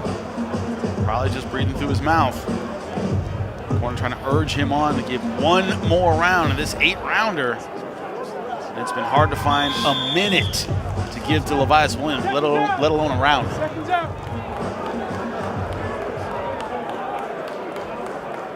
I'm not giving my scorecards anymore tonight. I wasn't even gonna ask, Chris. I got Mykquan up every round plus two points in the first round for knockdowns, but what do I know? It's a 3-point round in the first round, right? Yeah. Yeah. Every round plus 2 points. Yeah.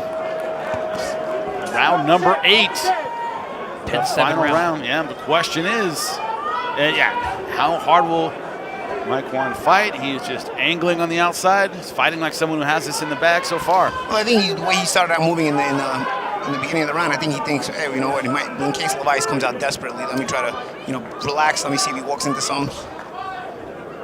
Now he sees Lavisas is not so desperate. He's probably been beaten out of him, so he's just planting a little bit. Yeah, the same jab that Lavisas has been throwing from the beginning. Has had almost no success with power punches. Straight hand on the left, lead hook. Nothing has been working. A little bit with the jab, but that's not enough.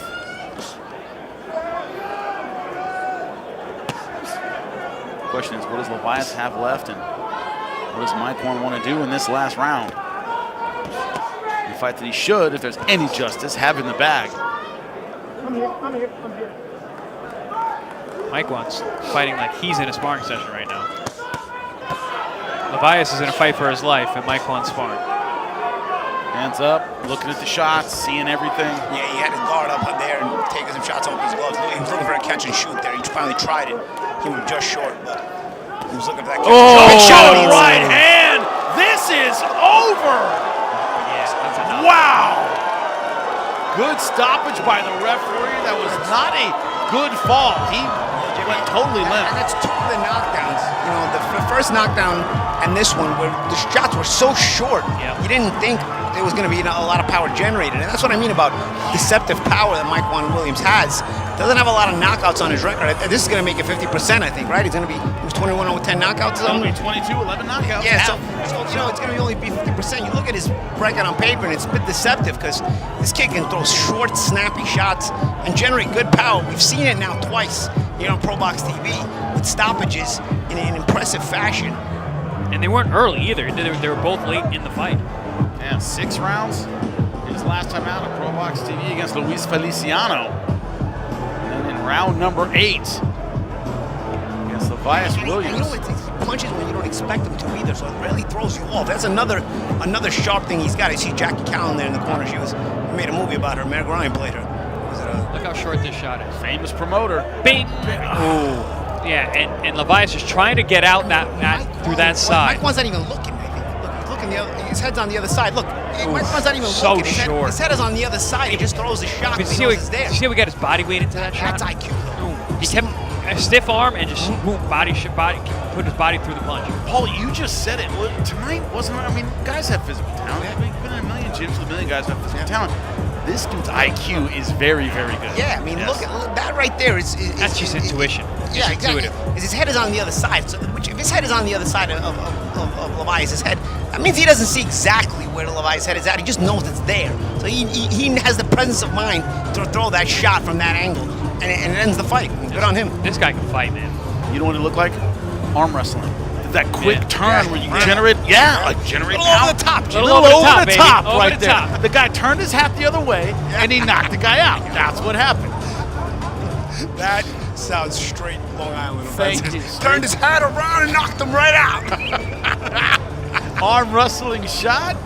If you're not our age, look it up. Over the top, cinematic masterpiece. But that right hand shot, man, beautifully turned over. Mykquan Williams. Sky's the limit for this kid, Chris. This is another guy. Yeah, another guy that. Edward Vasquez. You thought he was the most talented. You said it, Paulie. That's probably not going to get a shot anytime soon because nobody's going to want to watch this and be like, "Yeah, that's the guy I want to fight." Yeah.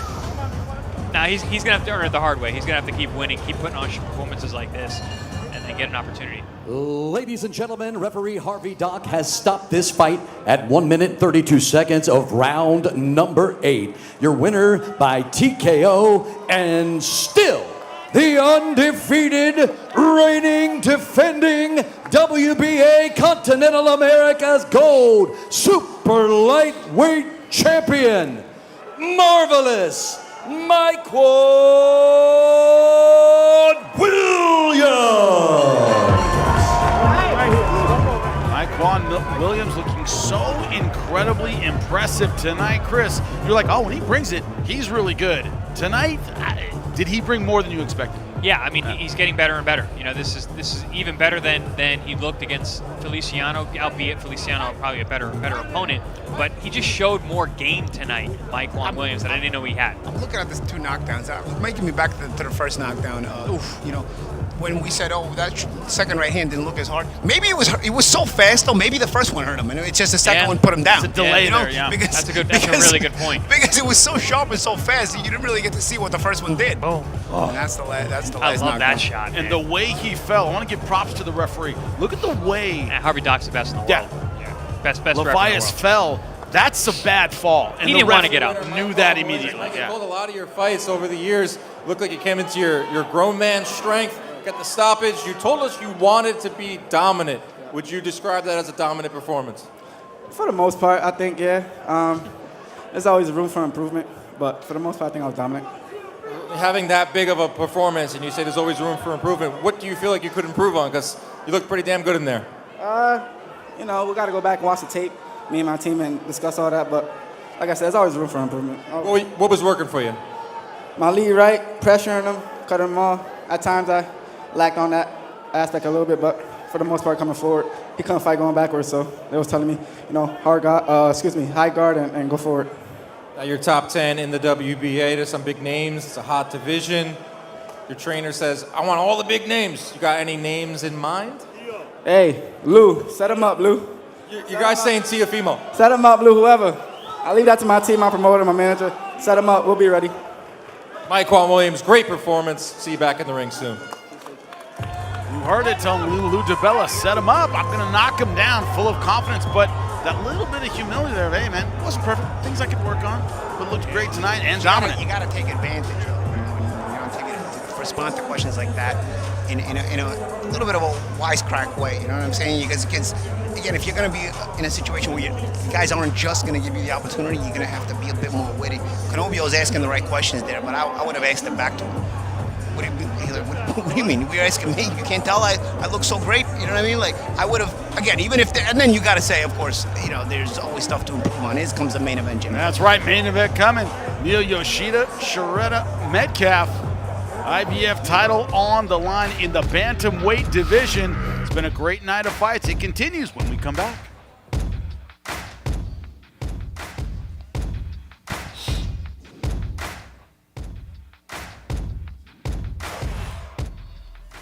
We know you would have said more. ProBox TV Contender Series. November 1st, ProBox TV makes its European debut in collaboration with Conlan Boxing. Padraig the Hammer McCrory returning to the ring to take on the hard-hitting Colombian Leonard Carrillo. And in the co-main, the UK's Robbie Davies Jr. clashes with former two-weight world champ Javier Fortuna of the Dominican Republic. Live from the SSE Arena in Belfast, Northern Ireland.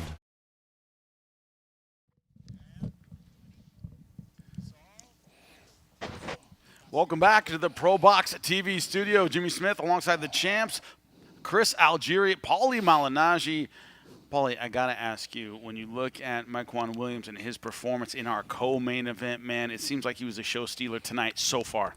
Yeah, so far, I mean, he's looked sharp. And Vasquez did his thing. Yes, Listen, Vasquez could have probably shown even more, but his opponent quit. So that's good on Vasquez. That's something that you got to give him credit for. But Mykquan was able to give us more rounds, something Vasquez did want. He was mad about his opponent quitting.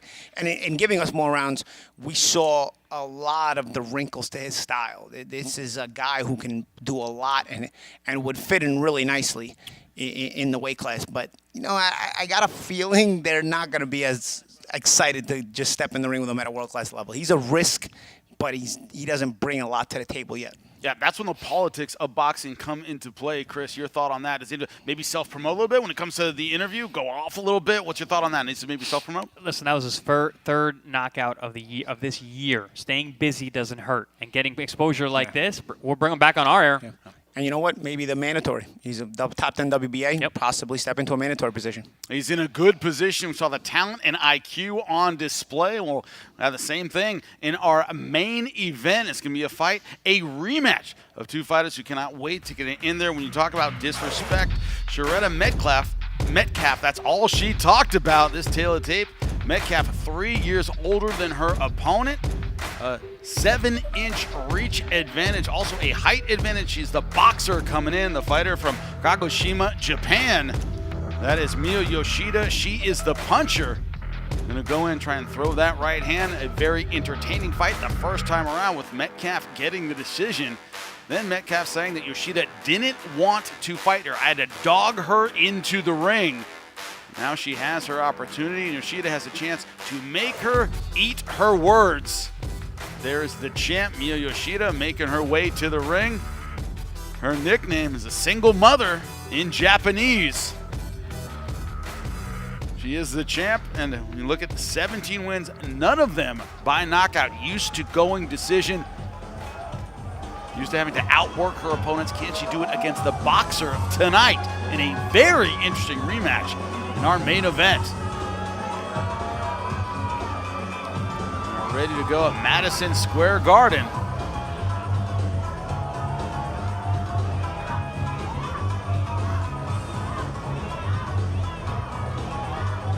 Metcalf knows that this is going to be one of her last opportunities to be a champion. She said, I beat her, then she got the championship opportunity. Ladies and gentlemen, it is time for your main event of the night. It is sanctioned by the New York State Athletic Commission, and it is brought to you by Morgan Stanley and Cavu Securities, a New York-based veteran-owned broker-dealer. DeBella Entertainment presents 10 rounds for the IBF Bantamweight World Championship. Your judges for the main event, Max DeLuca, Robert Perez, and Robin Taylor. And now, live for those in attendance at Madison Square Garden in New York City, and the millions watching live all around the world, it's about to go down. Somebody make some noise!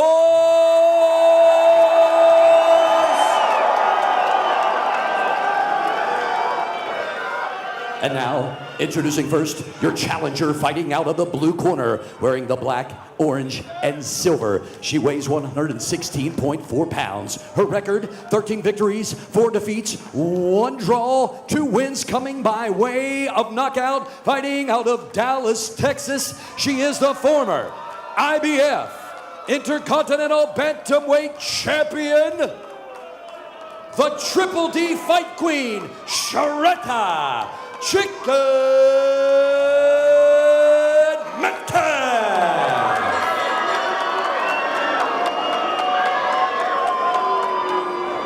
And now, her opponent across the ring, fighting out of the red corner, wearing the purple and she weighs in at 117.2 pounds. Her record, 17 victories, 4 defeats. Fighting out of New York City by way of Kagoshima, Japan, she is the former WBO Super Flyweight World Champion, 3-time 2-division World Champion, the reigning, defending IBF Bantamweight World Champion, presenting Miyo Tatakahu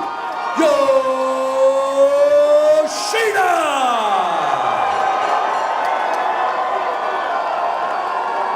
Your main event referee is Arthur Mercante. Good evening, ladies. We went over the rules early in the dressing room. I expect you to obey these rules. Let's have a nice, clean fight. Good luck to the both of you. And we are underway in our main event, IBF World Bantamweight Championship on the line. Intense stare down there, I like that. Yep. Some emotion to this one. You see Jorge Linares, former world champion, multi-division world champion in the corner of Yoshida. Yoshida to defend her championship. We talk about the boxing ability of Shurretta Metcalf. When she talks about this fight, she doesn't talk about boxing. She talks about the disrespect, the grievance she has that she was the winner. She should be champion. That's how she feels about it. Look at the size difference in there. Shurretta looks like a praying mantis. Long arms, wide base. Trying to box on the outside. She got hit with a big left hook over the top. That's what you got to watch out for. The power punching from Yoshida and the boxing and ring control from Shurretta Metcalf. And we saw that against Ebony Bridges when she won the title. Very good right hands. Threw power punches throughout that fight. Power punches, then clinched. Bridges didn't move her feet much. It's going to come down to range here in this fight. You know, if Yoshida wants to get those punches off and wants to create that impact and wants to, you know, be active, but if Metcalf keeps it at this distance, just like you're seeing here, it's going to be Metcalf who's mainly active, and Yoshida is not going to be able to get off as many shots. Last time around, it was the footwork of Metcalf. She was the outside circling a lot. Landing from the outside, that's what won her the decision. But right now, so far, being much more aggressive in this rematch. Yeah, she's holding her ground much better to start here in round 1. She was in flight quite a bit that first fight, fighting off that back foot, firing on the way out. Now she's standing her ground trying to land some heavy right hands.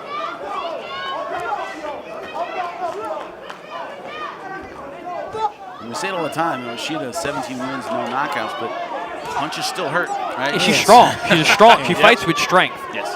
Yeah, none of them tickle. Good jab though by Metcalf. She's trying to establish that range. I think that probably what she can take out of the first fight is, she needs to be smart about controlling range. A lot of eye-catching shots from Yoshida, though. Yeah.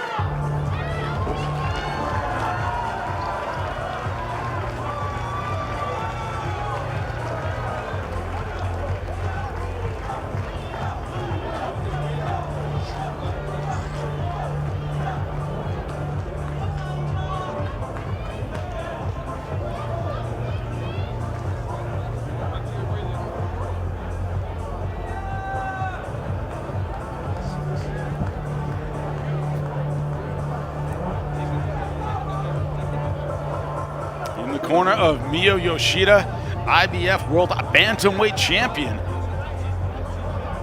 Her first title defense tonight against Metcalf. In round number 1, the longer, taller Metcalf, the aggressor, taking the center, throwing good combinations. Known for her power shots with that right hand, not able to make that a factor in round number 1. Let's see what she can do in round number 2. Scheduled for 10 2-minute rounds. Yoshida in the purple, gold, and white. Metcalf in the black, orange, and silver. You see Metcalf trying to measure. She can have the right balance of measuring left with snappy jab left. It'll make Yoshida's life difficult in terms of trying to get close. Listen, fighting someone like Shurretta is difficult. You got a 2-minute round, and you got someone that you have to swim through a 7-inch reach advantage. She's a very, very tough style and body type to beat. And also, so far, good volume. Yes, she's been active, very, very active, pumping that left jab. And from Yoshida's part, you're not going to be able to creep your way in. No. That's one thing I don't notice in a lot of females. They don't just change speed on their entrance. A lot of times when it comes to somebody like Metcalf, you stepping in, you're stepping out at a certain speed. But you have to surprise them with a sudden change of speed coming forward. So, I think that would be an adjustment that would be key for somebody like Yoshida right now. She's got to close the gap, but Metcalf is seeing the way she's trying to close the gap, so maybe change that speed on the entrance. Yeah, Yoshida's not explosive. That's that's why she has no knockouts. She's physically strong, yes, but not explosive. So it's going to be very difficult for her to close that gap in a deceptive way. Also, so far, the volume definitely on the side of Metcalf. Oh, good right hand from but Yoshida. shots like that, man, those eye-catching shots. Yeah, and that was also bad balance on the part of Metcalf. She got caught squared up, and a clean right hand there by Yoshida does the trick. Good jab from Yoshida, another one. And you said, champ, in the first round, the eye-catching shots from Yoshida are going to, possibly be a factor. In a 2-minute round, it doesn't take much. Because Metcalf throws a lot of shots, but not a lot lands. But sometimes she just buries Metcalf.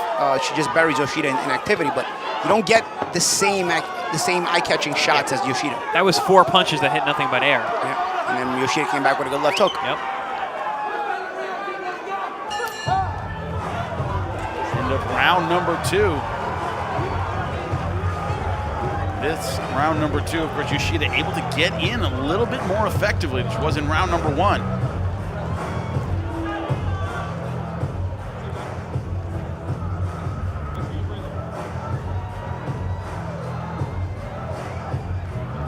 With the proper adjustments and may have just walked into a fight she wasn't quite prepared for. Last time, Metcalf played the outside, angled quite a bit. This time, planting her feet in the center. May not pay off. She got hit with some big shots. She got knocked off balance with a good right hand. You just don't know what these judges do. I was going to say, Jimmy, do not ask me to judge this or what I'm thinking, because I can't score 3-minute rounds, apparently. I'm definitely not going to do 2. Just so you know, from behind the scenes, when Chris gets a little butthurt, this is how it goes. Fine, who needs my scorecard? Fine. And he throws it into the trash, and he's like this the rest of the night. It happens. Well, I get very sensitive about judging. Round number 3 scheduled for 10. The champ, Miyo Yoshida, on your left in the purple, gold, and white of Kagoshima, Japan. On the right, Shurretta Metcalf. She is in the black, orange, and silver, fighting out of Dallas, Texas.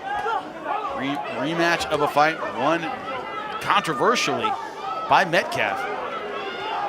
It's a real contrast in styles. The first time out, Metcalf on the outside, boxing, angling, moving, but Yoshida being the aggressor. Yeah, I feel like this is also the kind of fight where Metcalf just stuck with one hand, just a jab. I don't think Yoshida would ever get close. You know what happens? Yoshida ends up making her pay. when Metcalf forces his right hands or throws them wide or something, Yoshida is able to sneak her way inside and land a cleaner shot. So, good right hand there by Metcalf. But you see, when Metcalf, honestly, it's the kind of fight where Metcalf, just with the lead hand, could control it. But you see, she's trying to throw a right hand there, and she gets hit by a Yoshida right hand.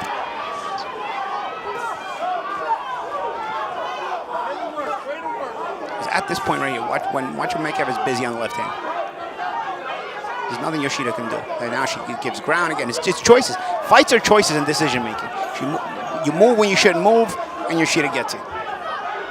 Good right hand there, though. If Metcalf had an uppercut, she could actually do some real damage because Yoshida's so much over that front foot, and she falls forward a lot. When she throws and she just falls forward, she's there for the uppercut. But I've never seen Shurretta throw an uppercut. She's the shorter fighter, and she fights short. Punches down on her punches for sure. Good call, champ. Uppercut would be a valuable weapon right now. Good right hand.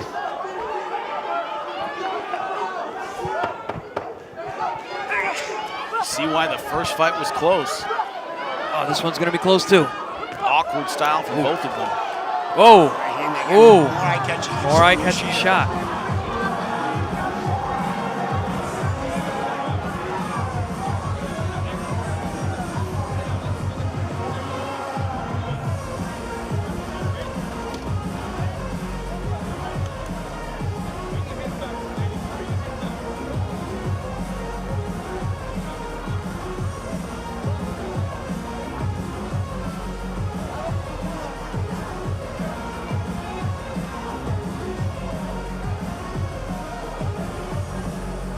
On the corner of Shurretta Metcalf, the challenger tonight for the IBF World Bantamweight Championship. 13-4-1, only 2 knockouts in those 13 wins. There is the champ, Miyo Yoshida. 17-4, no knockouts to her credit.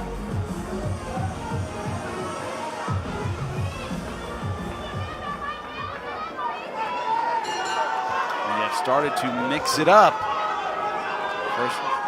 First 3 rounds, and round number 4 scheduled for 10, only 2-minute rounds. You pointed out a lot, Chris. It doesn't take a lot to have success in 2 minutes. A couple good punches can win you a round. Yeah, a couple eye-catching shots, being active, controlling the space. Time ticks off fast.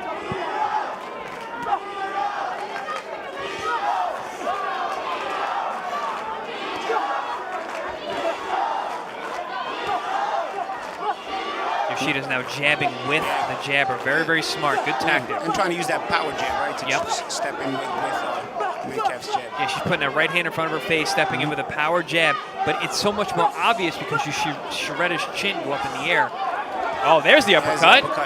Waiting for it the whole time, and as she threw it, it was successful. Catching Yoshida coming in. Some redness around the forehead of Yoshida. Body shot there from Yoshida. Oh, there it is again. Power jab. It's so, it looks bad when your head looks like a Pez dispenser.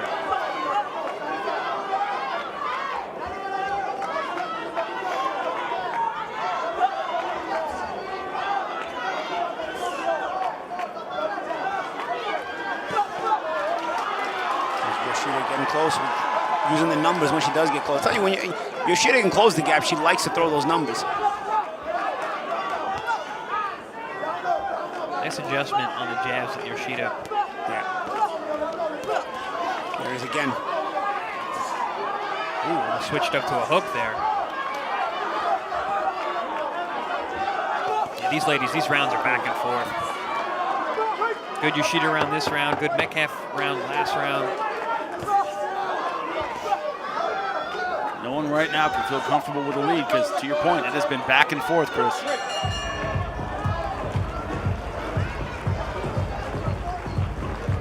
Champ doing good adjustments with the jab, getting out-jabbed early. You know, the first fight was a tight scorecard. Yep. You know, both felt they won the fight, so styles make fights, man. And Paulie, as you said, you know, certain fighters, you put them in 20 times, you're going to have 20 close fights. It's just stylistically, that's the way it's going to work. And to agree with the Chiccn and Chris, I mean, 2-minute rounds, it makes it tough. Sometimes you wish they had the extra minute where you make, sometimes it's only in that final minute where you can tell the men apart, you know? Very, very true.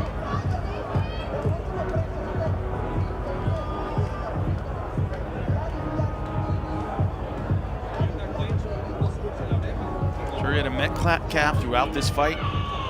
We were talking about it. She talked about her the sparring ability, what she went through in camp to get ready. She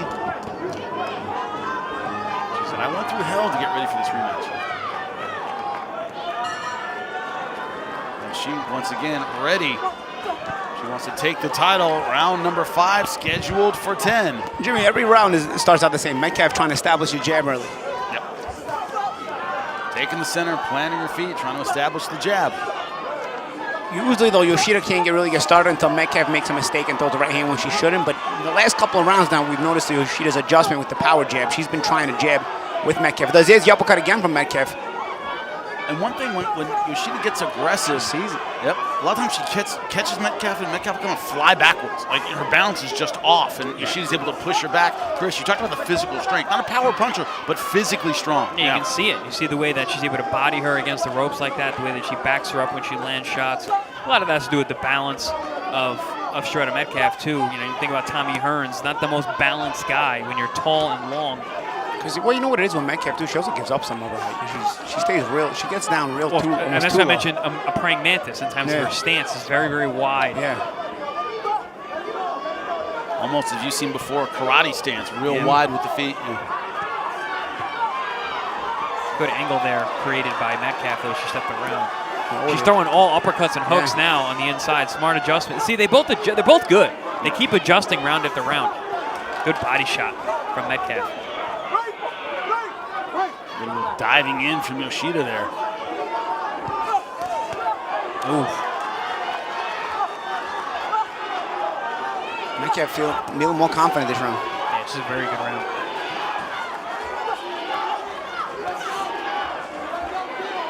We talk about the numbers that Yoshida wants to put in, but Metcalf putting in some good numbers from a good range where Yoshida can't be effective. She's done her work. It has been generally from the outside, very successful with that in round number 5. Yoshida trying to finish strong. And then she gets up high when she shouldn't.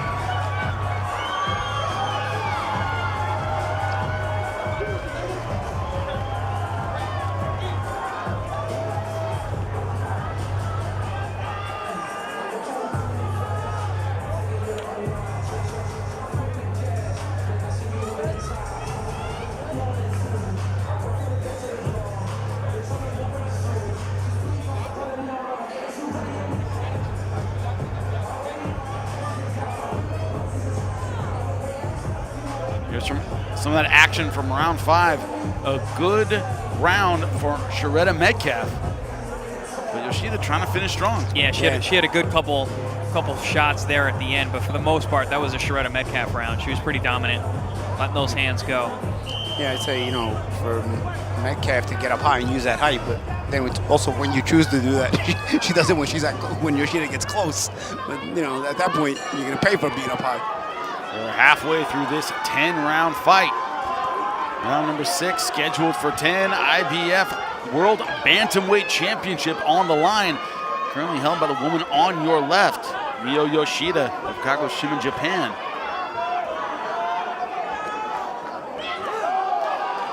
Ooh, good timing right hand for Yoshida. Oh, and a good left hook. Yeah, see these ladies back at each round, it's a pendulum. There's the uppercut again. Now Metcalf using that left uppercut as well. And early on she was having success with the right uppercut, but now a couple of times I've seen that left uppercut. And like you said, Champ, Yoshida's in a position where she can take uppercuts from either hand. A little bit over that front knee, Yep. Very aggressive. Falls forward at times.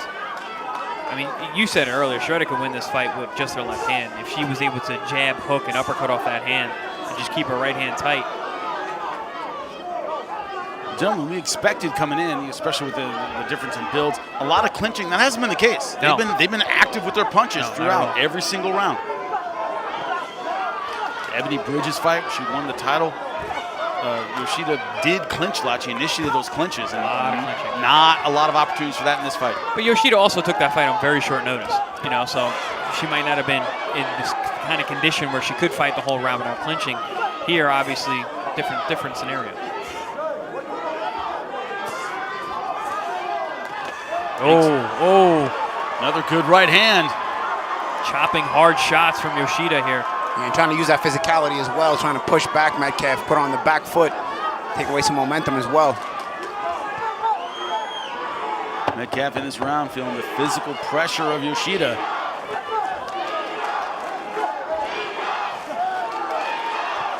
Oh, stiff jabs.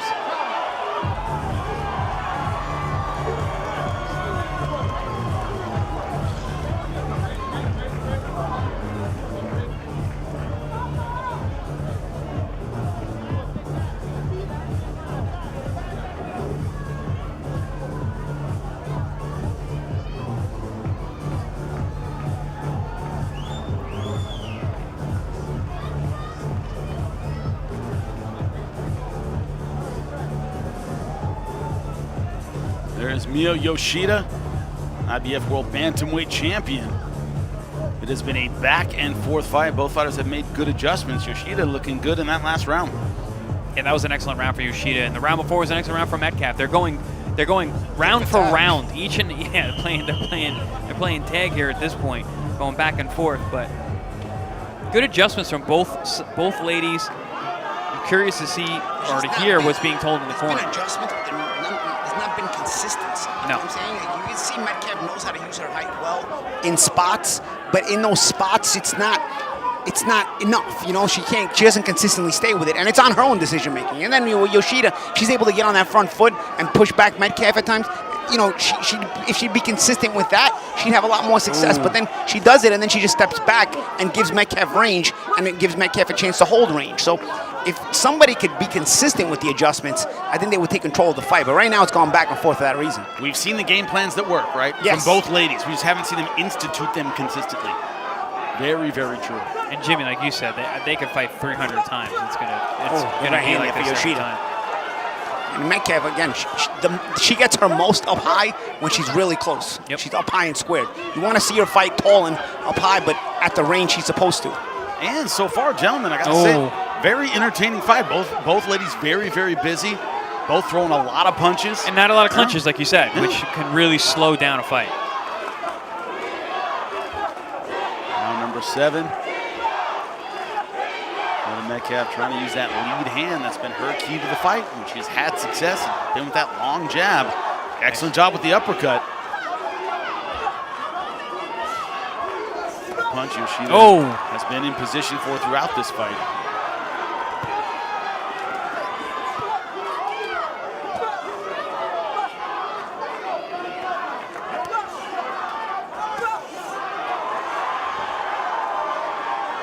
Tit for tat here.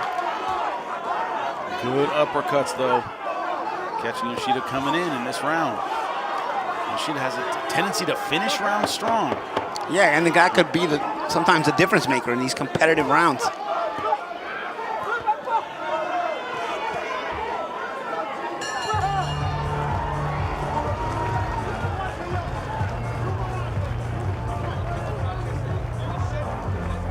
You do wonder, of course, what the advice is. Only speaking English in her corner. I would love to hear these. I would love to hear these corners tonight. See with right hand, you see where Metcalf was up high, squared. And these eye-catching shots become more eye-catching when her positioning is busted like that. Chris, is part of the problem the footwork of Shurretta Metcalf. She's just a little bit out of position with her feet, as you said, off balance, maybe a little too. When she gets hit, she kind of falls a little bit. It's so obvious when she gets hit, and that's the issue. And even if the punch isn't that clean, when your head gets popped up way in the air, when you get pushed off balance, you know, judges can't help but note that. Well, Teddy Atlas talked about the defensive ability of Roberto Duran. He said the problem was he had big hair. It looked like he was getting hit when he was rolling punches. Like, man, it's a good way to put it. The little things. And that hair, notice that. That hair is more wet at the beginning of rounds too.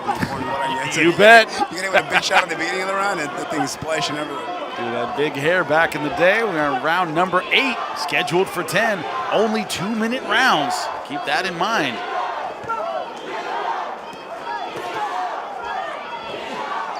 You hear the crowd, Madison Square Garden, New York. ProBox TV with DeBella Entertainment.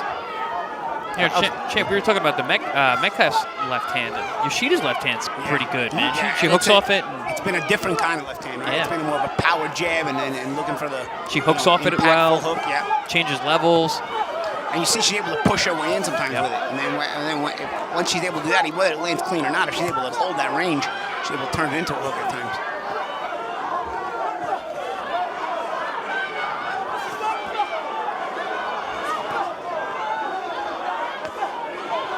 Nice body jab there from Yoshida. Stiff stick to the body there. Boom, another one. Right to the pit of the stomach. This is the rematch Shurretta Metcalf wanted. Has her chance to put a stamp on it. 40 seconds left to go in round number 8. Championship rounds of this 10-rounder.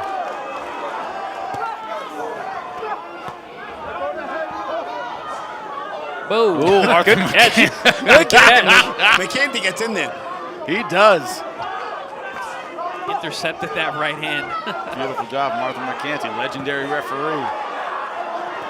For good and bad reasons. And Champ, you know what I like about this fight? You can tell they don't like each other. Yeah. It's not a little like chippy. You mentioned how you don't like when the ladies like hug after, you know, right? Like, I don't think we're gonna see that. I noticed it at the stand down, you know? Yeah. It's center ring. We got some ladies with some bad blood. Good right hand there again. At the belt.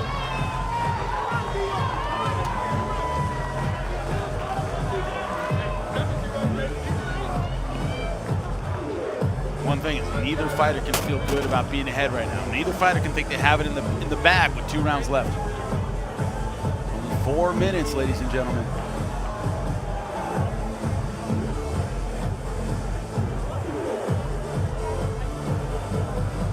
Shurretta Metcalf wants to be a champion. This is her opportunity. She needs to finish strong. Wouldn't surprise me if the scorecards are all over the place. I will not ask Chris Algieri. Nope. What is? No, I'm not even. One thing you want to be able to do to be safe. You want to try to win these last couple rounds. Definitely. I mean, you got it. Finish strong. Very, very important. Can't take anything for granted right now in a fight like this. It's not part of the rules, but you gotta take it from the champ. That's how a lot of people see it. A lot of judges see it. Yeah, but that's not always a case either, right? You never know. Here we go, round number 9. If for what it's worth, you know, Yoshida is at home, I guess, you know, so to speak. She trains in New York. Her base is New York. Training. Shurretta Metcalf out of Texas. Yeah, I believe she trains at Gleason's. Famous gym. You gentlemen both know it well. Yep, that's where I learned to box.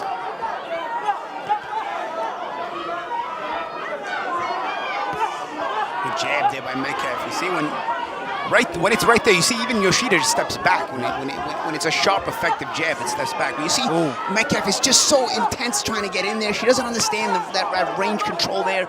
She just has to find her way in and winds up doing Yoshida a favor, and then Yoshida steals moments like that.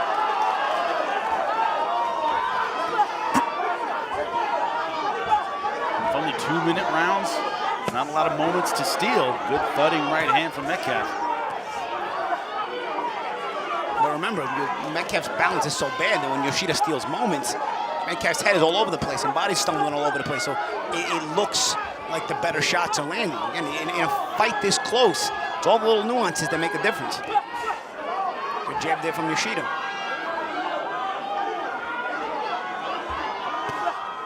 Punch hook there as well, and another good hook there. She was looking for the uppercut. Yoshida making the adjustment now. You want to look for the uppercut, I'll throw that hook at you. I love that stiff arm jab from Yoshida. 30 seconds left to go, round number 9. And again, you're seeing that second half of the round where Yoshida usually does better. He should starting to come on again. A little good left right hand there by Metcalf. Metcalf with a nice little left hook downstairs. Trying to mix things up here. Nice stiff jab there from Metcalf.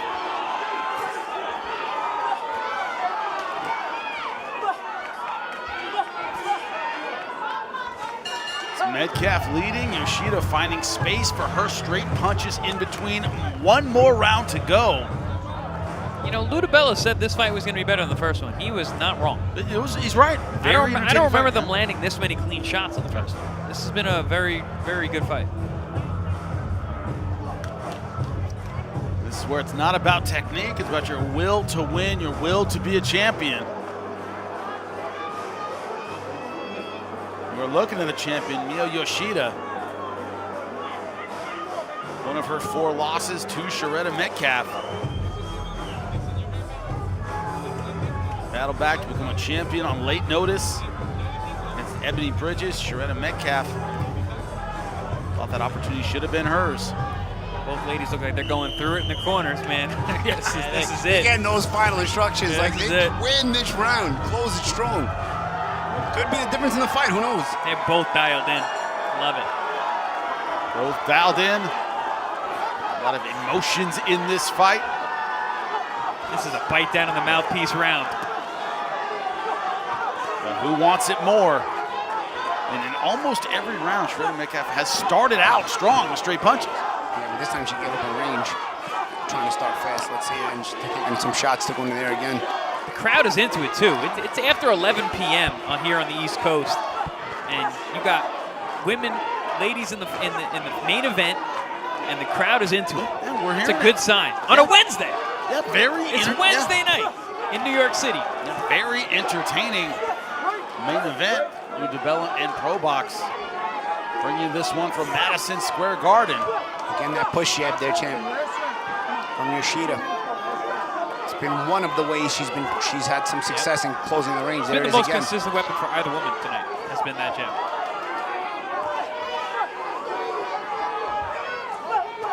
Oh, big right hand. Sneaky right hand. See, when Metcalf figures out range, he lands good shots. And those Yoshida trying to get the points back right away, trying to send her Metcalf momentum seems backwards. to have good pop on her punches too. You can hear them. A little Nice different. left hook. Ooh, good shots there by Yoshida, but again, it's because Metcalf's feet are all over the place.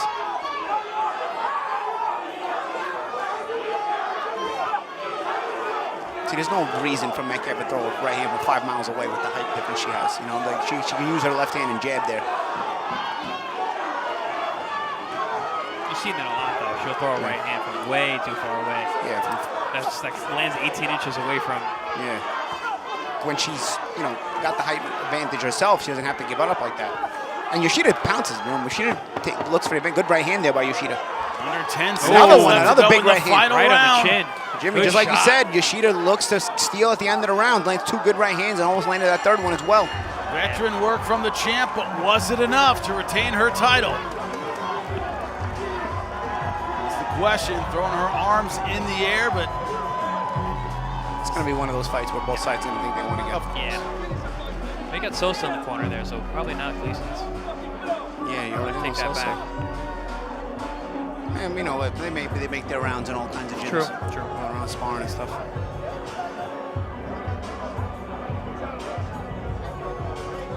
Miyo Yoshida, Shurretta Metcalf both gave it their all in a very entertaining fight, gentlemen. Here's some highlights. I'd like to see that. That's the one. And Metcalf took that right hand because she was looking to throw a right hand from 6 miles away. She changed her mind, but kept her weight on her front foot. And Yoshida's like, all right, I'll throw it. I'll step it in. I'll just throw it. Yeah, it was There right it on is. the money. Very avoidable shot. See, you Not said that the first time you said it was from 5 miles away. That one was from 6 miles away. So That's why she changed her mind. She didn't throw it. If she was 5 miles away, she would have threw it. So she changed her mind. But what happens is she kept her weight on the front foot now. She transferred her weight to the front foot. Meantime, Yoshida was stepping in, so she threw her own right hand. Good awareness by Yoshida to see that off-balance moment. It's little things that you can always improve on, even though these women are champions. You want to, there's always little techniques and subtleties. Like Mykquan Williams said at last fight, always things you can improve on. Well, Yoshida's a champion. Metcalf's never been a champion. Yeah, either way. Potentially could be a champion. Either way, there's things to improve on for both of them. Yeah. Yoshida's been a 2-time champion, right? Reductions. Yes. Yep. Yeah, she was in a lower weight class than this one. Does the difference become the way Yoshida consistently closed the rounds? In 2-minute rounds, could Those last 30 seconds, she was that be a aggressive. difference?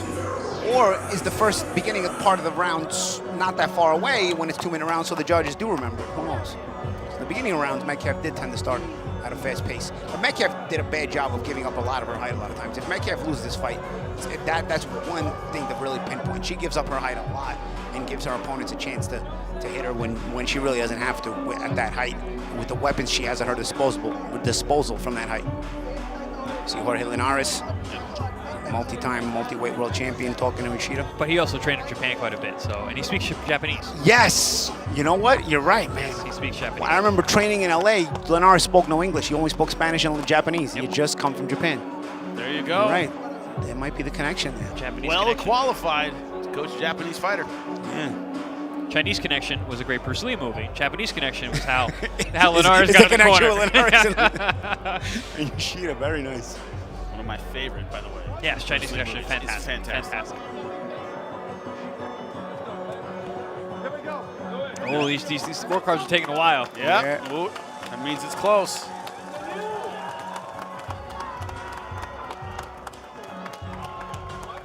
And dull suspense. Let's go to the ring in Madison Square Garden. Ladies and gentlemen, please give both of these fighters a big round of applause. After 10 rounds of World Championship fighting, we go to the judges' scorecards. Judge Max DeLuca scores it 96-94. Robert Perez scores it 97-93. Robin Taylor scores it 99-91 for your winner by unanimous decision.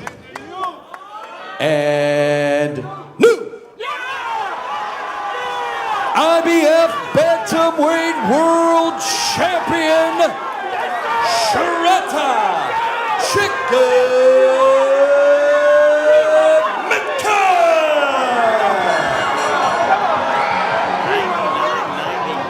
A bit stunning when the other judges had it comparatively close. I could see those cards. 99-91.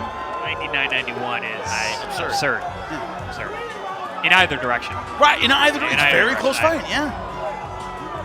96-94 made a lot more sense.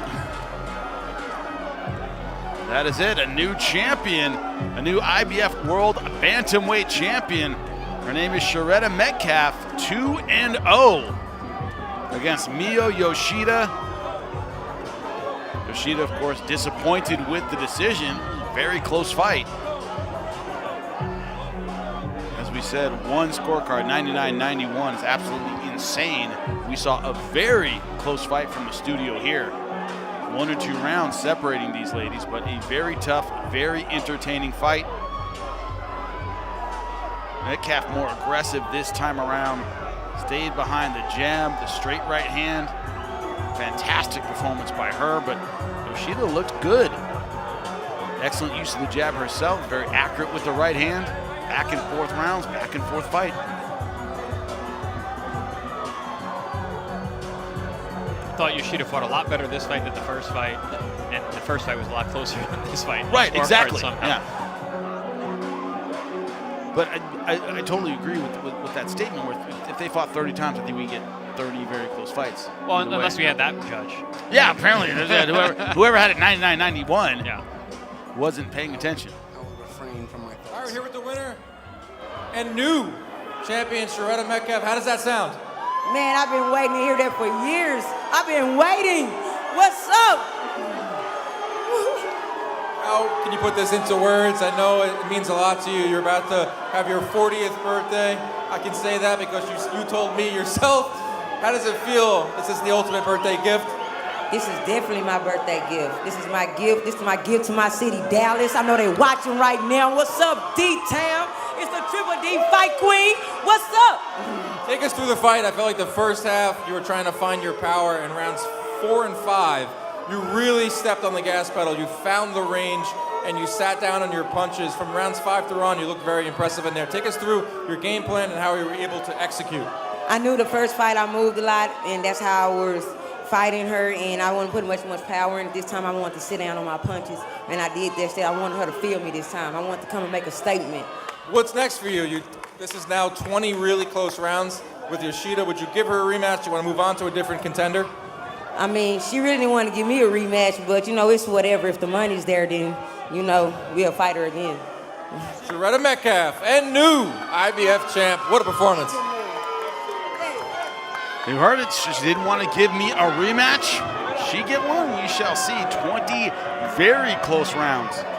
Unless, apparently, whatever judge that was, called it 99-91. A very close fight in our main event from New York. It was a great night of fights. Start out, of course, in the heavyweight division, and we saw talent in every single fight, every single weight class, constant entertainment.